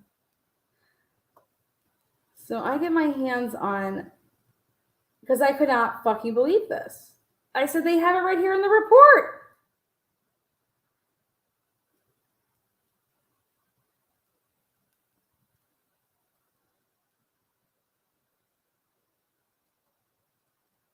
Okay. What? This one. All right. There was a guy that was arrested. Okay. He was unknown to local law enforcement. But this is why they arrested him. They arrested him because at approximately at 5 o'clock in the morning on 3/13, I was contacted by a surveillance tech. He requested I meet him at the KRI, which is the Kootenai River Inn, I believe. I did so. On arrival, this person that's in charge of the cameras directed me back to the surveillance room. This person stated that after arriving at work, he decided to watch downtown Bonners Ferry and the inn's activity in the time frame of, or a little bit before or during and after of our incident, which was now more commonly known via short press release to the media, as well as radio traffic by law enforcement, monitored by both businesses and individuals in the area. This guy said that he found something very interesting. There was a male, later learned to be, I will leave it redacted.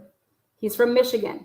He's currently residing in room 210 of the KRI. They saw him walk out from his room a little bit before 1900 hours, okay, which is 7 o'clock. He was dressed in all black, a black hoodie, and the hood was up.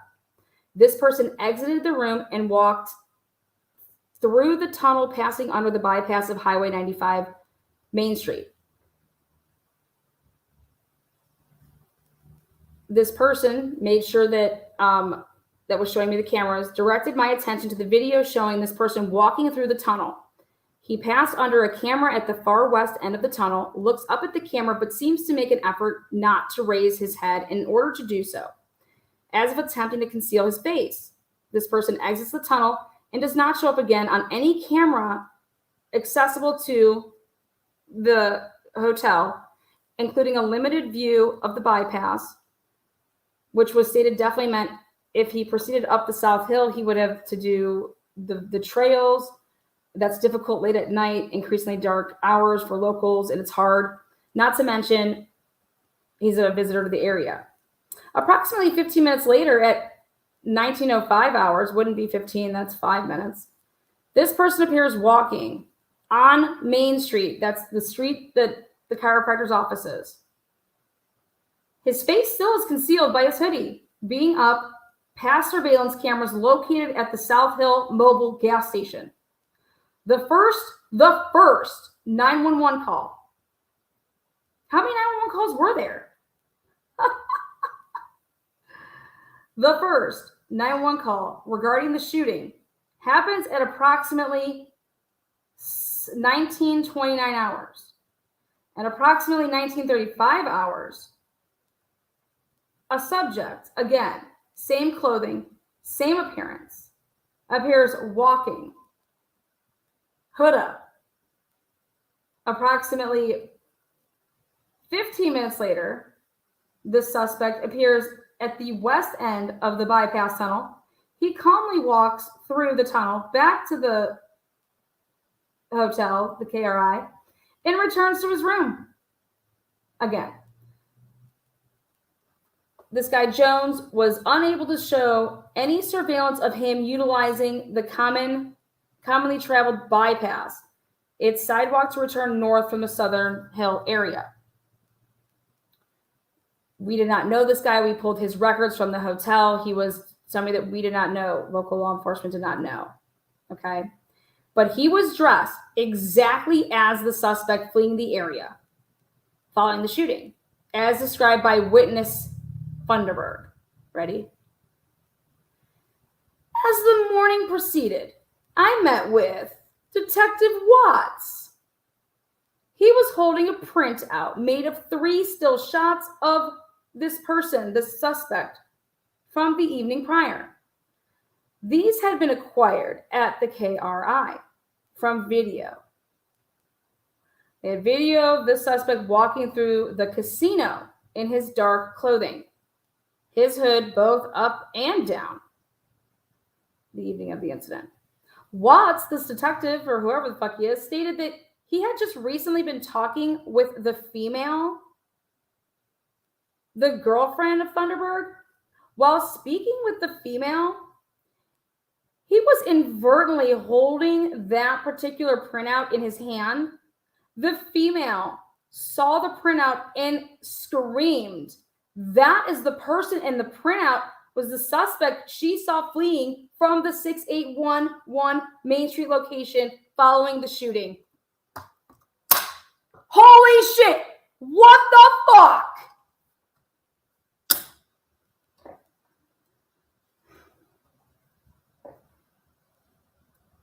Are you kidding me?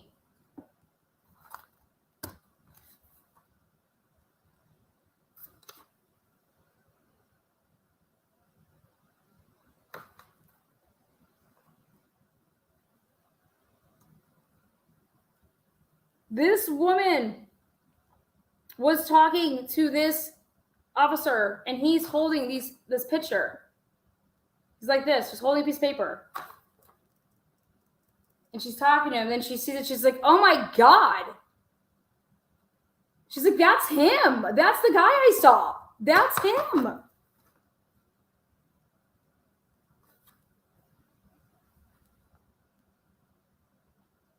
And this is what they did with it.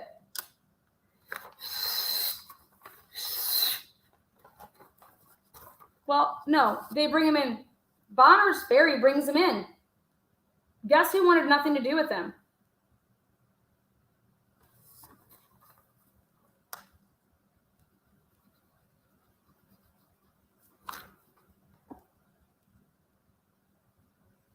Wait a second. Wait 1 second. Is this... Wait, what? So in this PCA, this is the sentence that Detectives Tolson and Van Leuven put in. This person also heard the shots and observed the figure running away to the north. No, she observed the person, and then then she saw the picture and was like, that's the guy I saw. Now, if you go back to the Jennifer Drake interview, Jennifer Drake says, no, Thunderberg didn't identify him. He couldn't see him. And she's like, what were you talking about? You know? This is insanity. Okay? Thunderberg said he immediately got in his car and tried to find the man so he could take a picture of him. Now, that is not what he said. Okay? That is not what he said. He said he dialed 911 to report the shooting within a couple of minutes of it happening. The call to dispatch from Thunderberg came in at 7:29. Now,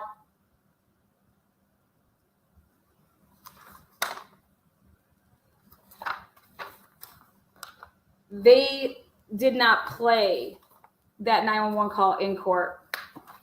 Now, they went to go play, and they said, oh, God, this is the wrong one, and then stopped it during the preliminary hearing. Thunderberg's call into the Bonner Ferry dispatch actually came in before Jennifer Drake's 911 call by the time it had been patched through.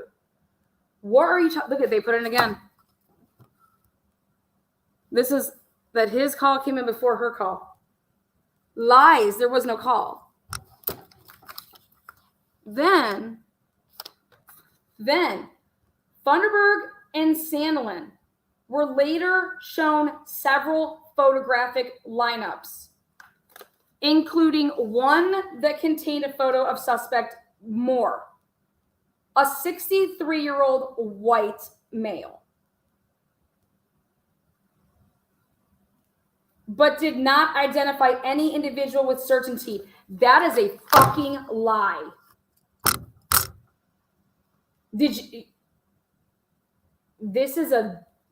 You put a lineup together, you put suspect Moore in there, they don't identify him, but did not identify any individual with certainty. Not just Moore, but any individual. That's a lie.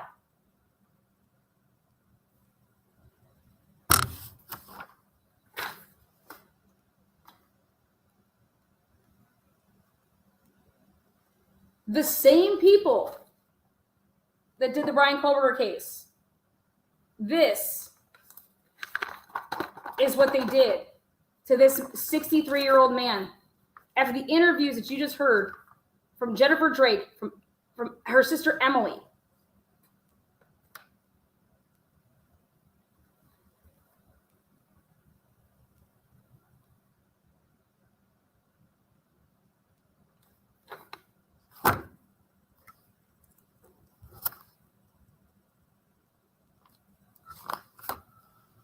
Unbelievable. Where's all these so they went and they ran, let me ask you guys something. You know how Brian Kohlberger's PCA is just loaded with, we got these cell phones and we're going here and look at these cell phones. They're, you know, hey, they were pinging, right? Let's see how often they talk about any cell phones in this.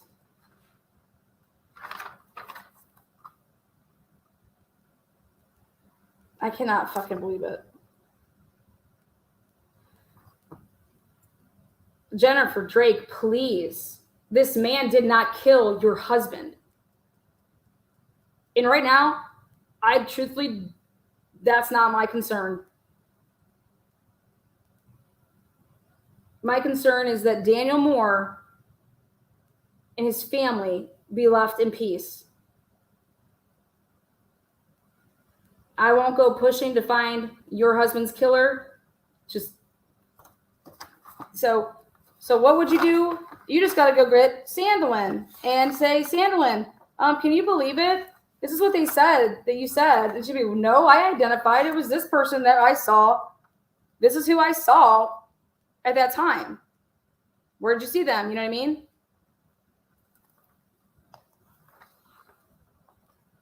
Was this person in any lineups? Did you even take any lineups? Did you ever take a lineup?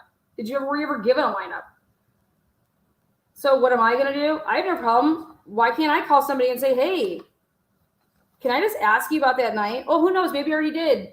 How about that? Maybe I already did.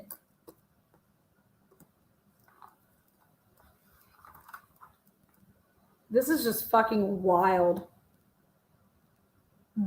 This is a chiropractor that, and his wife was a nurse at the school. These people were like,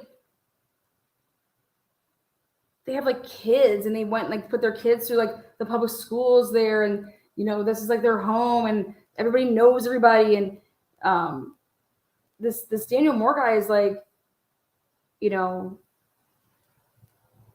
the guy that if you call it, yeah, can you squeeze me in? Oh, hey, if you're an athlete, go see him.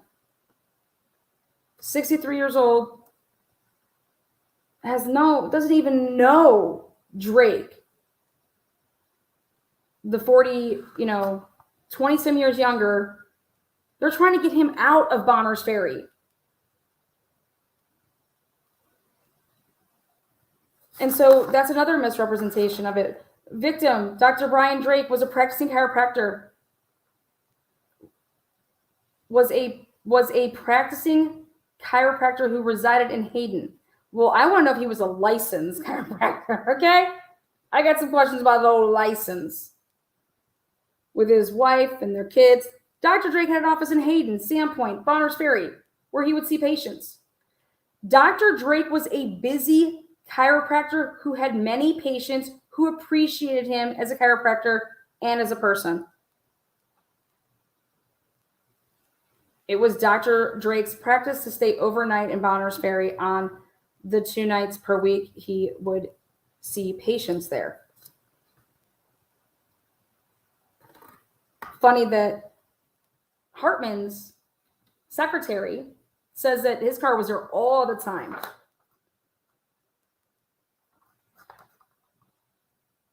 But yeah. Then, now, where were we?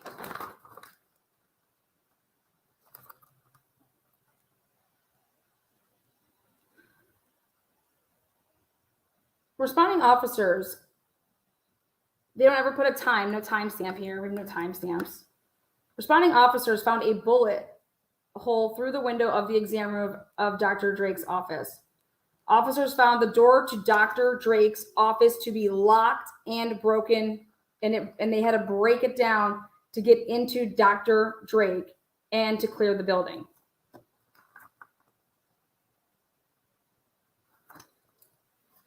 Officers found Dr. Drake lying on the floor of his unresponsive. He was unresponsive.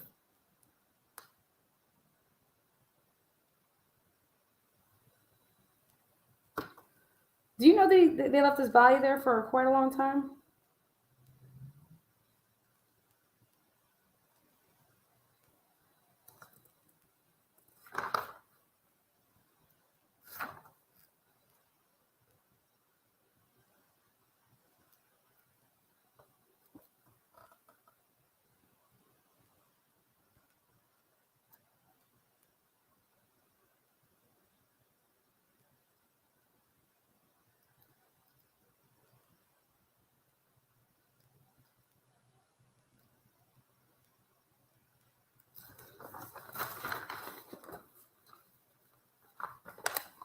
We're going to stop there.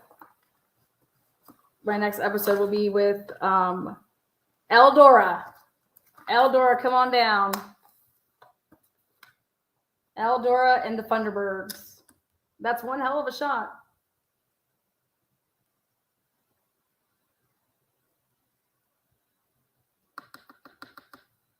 Never made any sense to me. Why would somebody not call 911 right away? But why would the person that got shot and could clearly still function? And that's why I asked, how long would it take until Dr. Drake died? Why didn't he call 911? Well, would you call 911 on somebody that you knew?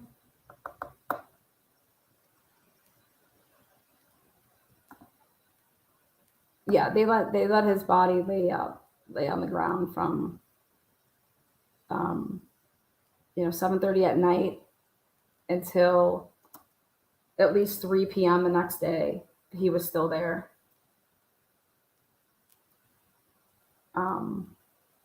And I said to myself, holy shit, now you guys want to talk about the Idaho 4 case? You guys have been asking me, when do I think the bodies would have left? I think those bodies were there for a hot second. After I read this, I couldn't even believe it. I said, holy shit, what do you mean? What do you mean?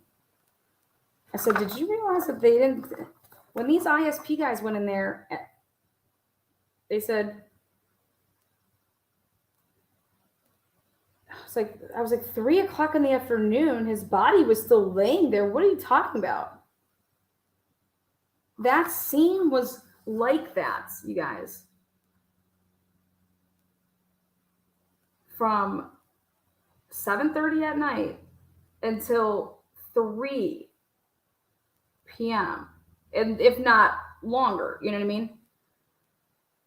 I said, what in the actual, wait, what? Yeah.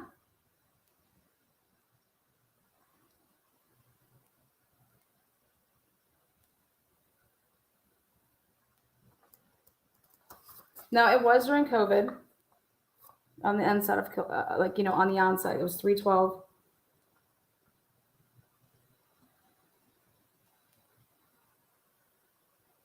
Eldora said when she was there that the blinds were open when she was there.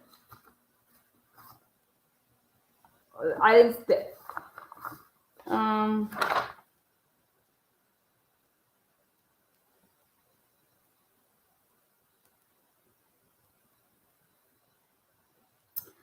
No, they never used an expert. There's no expert here. But the hole through the window and blinds was consistent with being caused by a small caliber bullet being fired by a standing adult, shooting from immediately outside the window into the office space. They said that they believe that Dr. Drake was sitting down when he was shot. Sitting down. Well, where? Because you know where his desk was? I got the whole layout now. I'm gonna start doing stuff. I'm really gonna show you guys how this is just completely fucking bullshit. But we're gonna get into all that But I was like, this is all fucking lies. Like, all of it.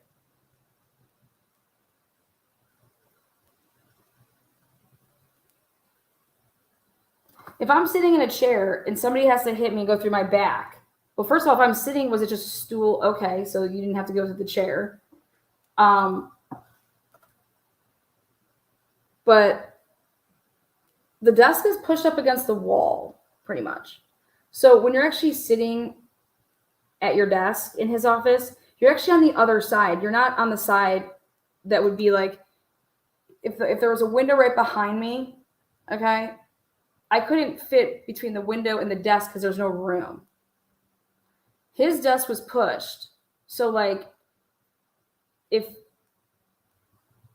his stool wasn't behind, like over in this area, that's not where he would be sitting. But if he was on the opposite side where his stool was of the desk, then how would it be then? Then you're not, shooting somebody through what? Like you'd be inside the place when you actually shot somebody. Hence why I know if fucking cameras got it, you know what I mean? The cameras that they have are way, like they're just...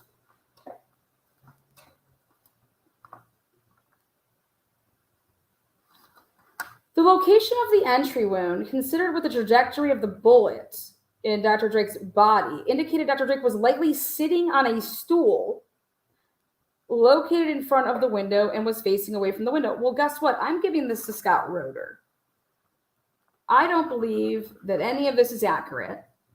And I believe that Scott Roeder, here you go. What do you think? We located a single bullet hole in Dr. Drake's back with no apparent exit wound.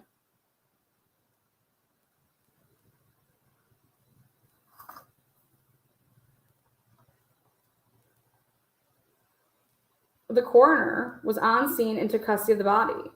We assisted the coroner with placing Dr. Drake's body in the body bag and witnessed Coroner Millette sealing the bag with a numbered seal. Dr. Drake's body was later transported to the Spokane County Medical Examiner's office where Dr. Sally performed an autopsy. Dr. Aiken attributed the cause of death to a penetrating gunshot wound.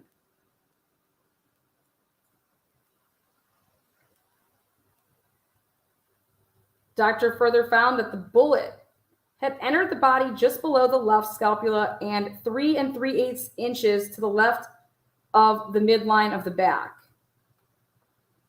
So just below the left scapula. Well, let me see something.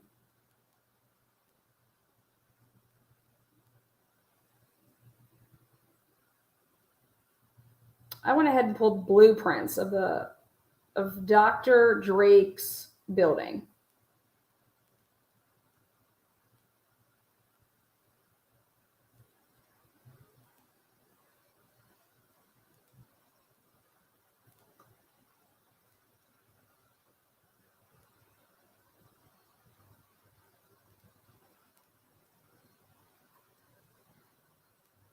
The bullet grazed and perforated the left pulmonary artery.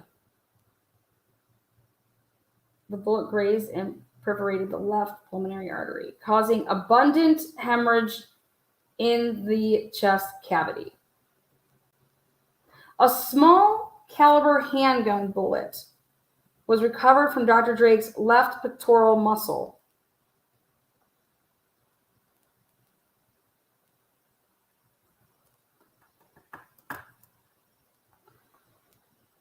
This bullet has been analyzed by 2 forensic laboratories. Oh, shit. Which laboratories? 2? I have been advised by ISP forensic scientist Stuart Jacobson that the bullet is in good condition and a match is likely if we recover the murder weapon.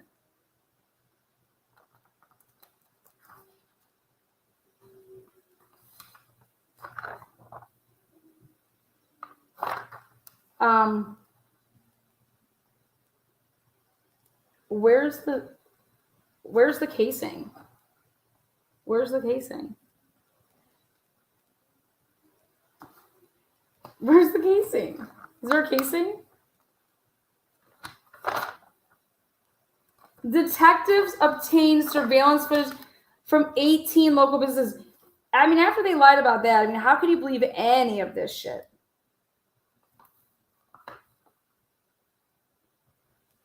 Anyways. This is some wild shit, man. Where's the bullet? Well, they have the bullet. They said they have the bullet. But so I got to thinking about this whole trajectory. And the trajectory, they don't say it. They don't say, you know, the trajectory of it. But if you're sitting down, and the way that the window would be, it's going to tell, like, you have to see how tall somebody is. You know?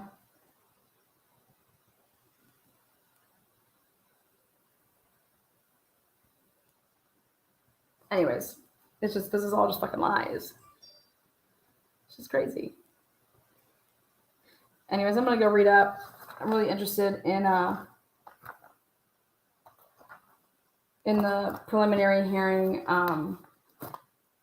transcripts. And about to lose her shit. And about to hit me on the hip. And what you doing, girl?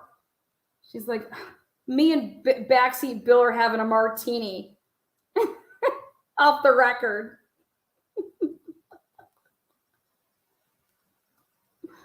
Oh, shit. Anyways, me and backseat Bill are having martinis. You guys, love y'all. Thank you all for being here. Mr. Daniel Moore is 100% innocent as you know what. And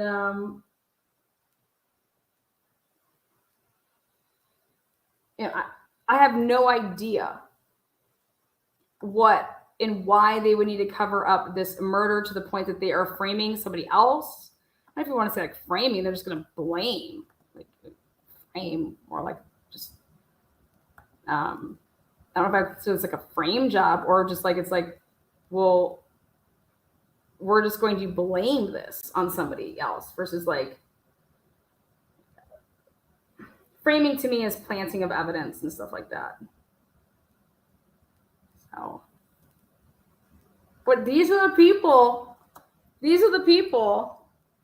Lana, you don't stop, girl. You know it, baby girl. I just can't believe this. I just literally like. You guys just heard that interview.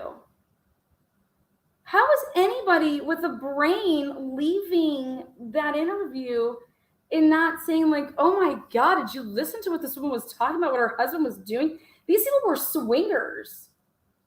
They were swingers. They were Christian, you know, Christian by day, fucking doing whatever. And that's awesome. Do whatever you want. Who cares? But see, all of that matters. Your lifestyle matters.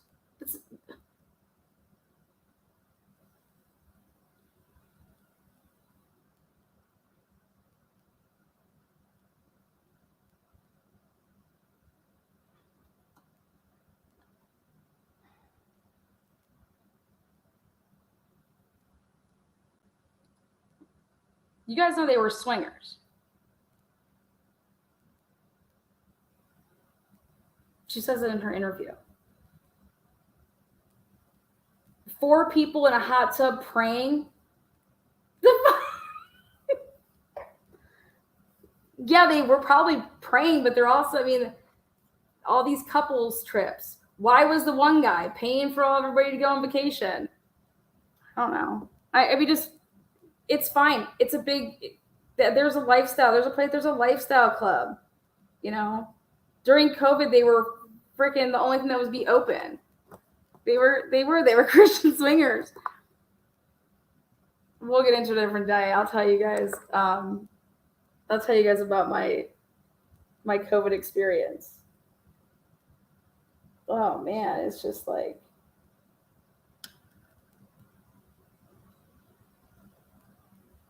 He was living this other life. None of her answers are adding up. I did everything but the business. I don't even know what was going on there. I didn't do anything. Oh, yeah, I did this. Literally we went to this, it's called, what's it called? It's called a lifestyle club. So I go back and I look and I said, why would they, that Brian prefers more of like the dive bars versus like a club. And I think they wanted to see her response to that. Like, and she stays silent. Where she's probably thinking like, no, Brian loves to go to the swingers club. What are you talking about? Like, none of this is. But anyways, these lifestyle clubs, you bring your own alcohol, and it's like the PTA. It is the PTA. Like, it is the PTA. It's very classy, very clean, but it's like a hostel. If you want to, there's like sex rooms. You can just go in these sex rooms, and you can like literally watch people have sex. You can participate. Like, that's what these clubs are. That's what these lifestyle clubs are about. And so to hear that Brian preferred a dive bar, I don't see anything about Brian preferring a dive bar. Look at his appearance. He doesn't cross me as the guy that's hitting up a dive bar, okay? So I did some searching. In Bonners Ferry, man, yeah, you're super close to the border, as well as, you know, obviously Bonners Ferry, but there's swingers clubs.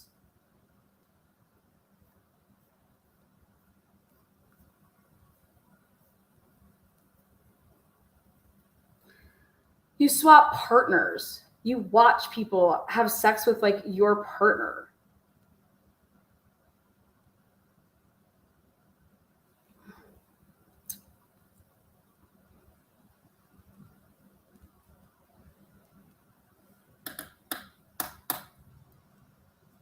Yeah.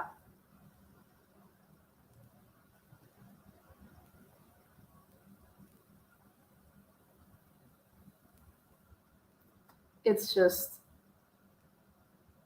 each room has a one-sided mirror.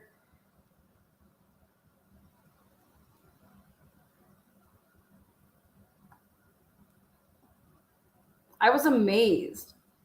These were the only places that were open during COVID when all the bars shut down. I said, how are they able to be open? Because it's a club. It's a you have to have a membership. They run background checks on you here. If you want to go into a place, you have to pass a background check to go in. You can't be no felon. You can't these people, no. So me and a group of my friends, we go. We didn't know that you got to get literally, they're like, did you go on our website? Did you fill this out? I was like, you need to do like a BCI background check. They're like, yeah. And I was like, and they're like, you can't go even in like that. I was like, in like what? I got jeans and a t-shirt on. Listen, I just came here to hang out with my friends, man. You want to frisk me? They're like, what kind of place do you think this is? I'm like, a hangout? So they're like, this is a ladies, first of all, this is a ladies club, which means you can go anywhere in the place, but the guys can't. I said, okay. Without a girl. I said, okay. They're like, it's for safety reasons. So you feel safe here. I said, I'm not going into any of these rooms. I'm here to just hang out at that bar that you have right there with my friends. Play some pool, throw some darts. He's like, what? I was like, yeah, probably talk to the bartender, shoot the shit. You're okay. They're like, well, you have to sign up and it takes a couple of days to get through clearance and then you get a pass. I said, a pass? I need a pass? So, I called my friend Courtney up. I was like, hey, did you get your email? Are you cleared? And she's like, I'm cleared. I said, oh my God, I'm cleared too. Do you want to go? She's like, oh my God, do you want to ask the guys to go too? I was like, sure, I don't care. Well, we get there because they all passed. We all passed. I don't know, there's like 6 of us. And we get there and the girls are $25. The guys were $200.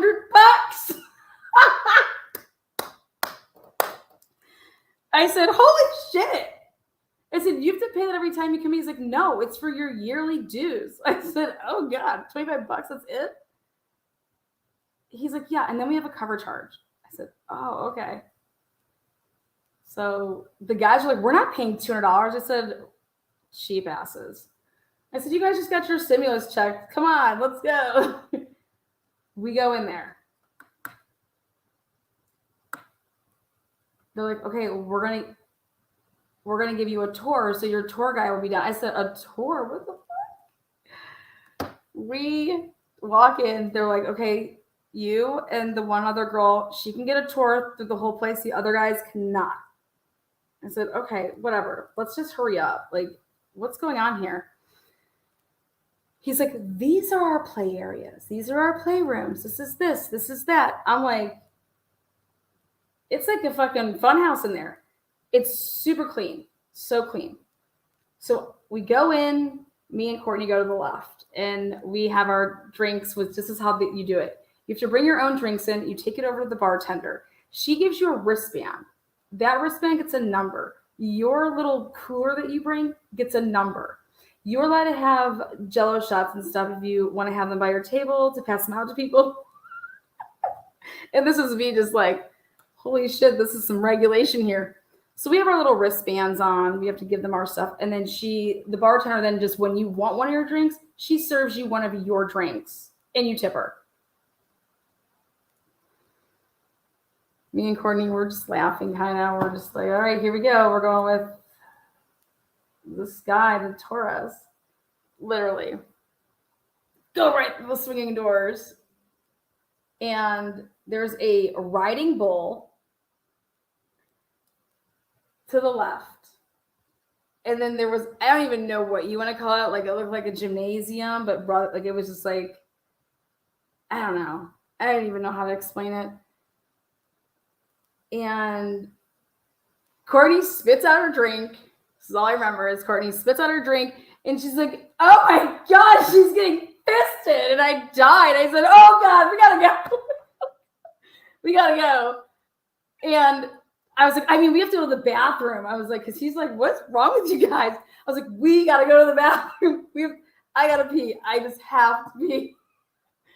They're like, oh, it's right here. We go right to the bathroom. I'm like, how the fuck do we get out of here? She's dying. She's laughing. She's like, oh, hell no, this is great. She's like, we're taking the tour. I was like, where the fuck are we? I've never even heard of a place like this. Didn't even know these existed. Oh my God, what is wrong with these people? She's like, okay. So we go back out. Guys like, are you guys okay? I'm like, yeah, we're great. We're going. Then there's like all these rooms that are like, if you open it, there's just like a hotel room. It's just a bed and like a whatever. He's like, okay, these are the private playrooms. You treat them like a hotel. We have room service here. We have whatever. And I'm like, he's like, do you see this curtain here? Do you see this window here? If you don't want the playtime to be seen, you close it. If you want your playtime to be seen, you open it. And so he's going like this. And then he's going like this. And I said, why is the door? He's like, we have blinds. Playtime, you can pull it up or come down with it. Then you're going to take your sheets from your bed that you just played on, and you're going to take them and pull them back. Once the ladies that do our room service see that you need room service, housekeeping, yeah, that. They will then come and take care of that room, and you just go about and go to do whatever you want next. I said, wait, what? They're like, people, if you want people to join you, you can leave the door cracked, and if somebody walks by and they will ask you if they can join. What? Okay. Have any questions about the rules so far? So if you want to play with other people, you just have to see if their door's cracked. And then you can watch people if if their curtains are open, yes. And then I take my sheets and I pull them. Okay, got it. Now, we're going to the next. This is the large playroom. There's nothing but beds in here. Beds. Beds of these freaking, I don't know, sheets that are see-through, like you're at a club. And then he's like, this is our exhibitionist playroom. You can have any spot you want, but it is, anybody can be in here as long as they are accompanied by a female and they can stand over you.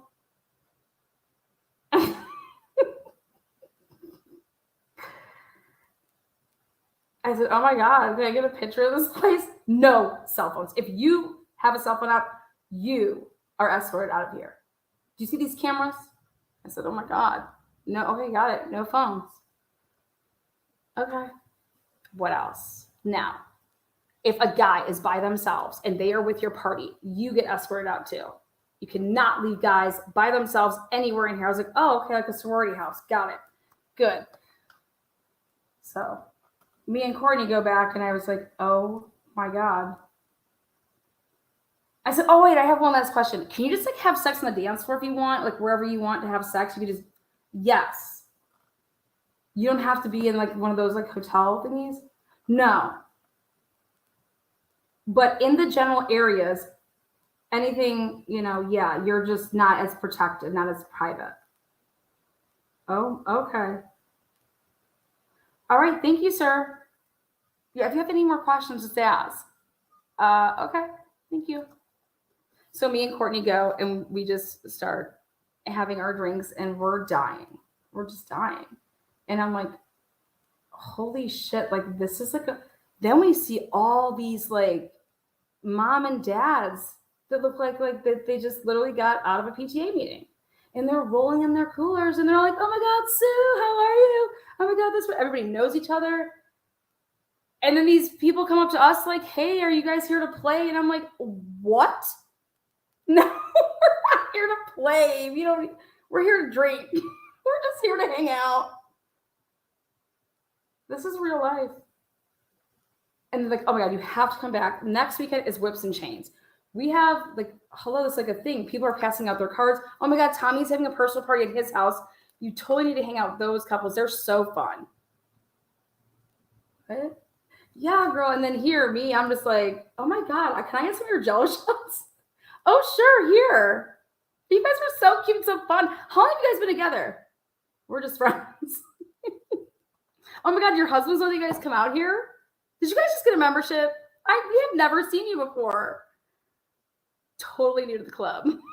Never been here in my life. The bartender's laughing because we were joking around with her. And then the bartender's like, just so you know, people come to the bartender and say, hey, do you want to play with that couple? And so they ask you nonchalantly so they don't feel like, I said, they'll ask you. And then you would ask like me. And she's like, yeah. I said, wow. And these were all classy ass people. Like, I felt like, oh my God, what parent would you see like a couple nights later at somebody's girls' basketball game? Like, oh my God, that's the couple that I saw, like, wow.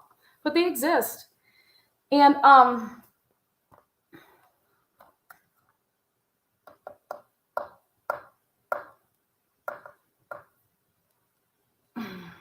it's just wild.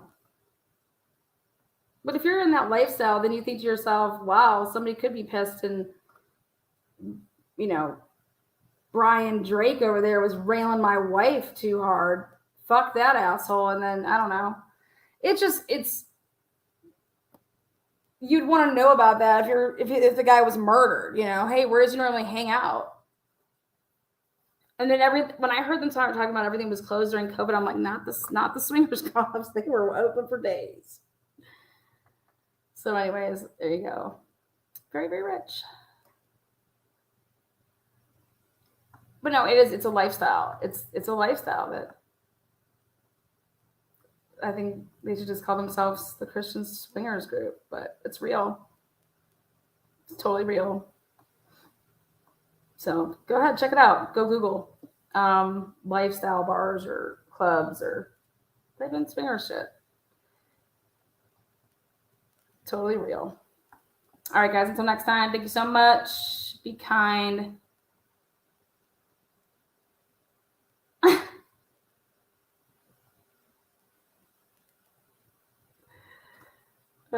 Boston, next time you come in town, I'll take you. You have to go online right now. Get yourself all background checked out. Take care, guys. Night. Whoop, whoop.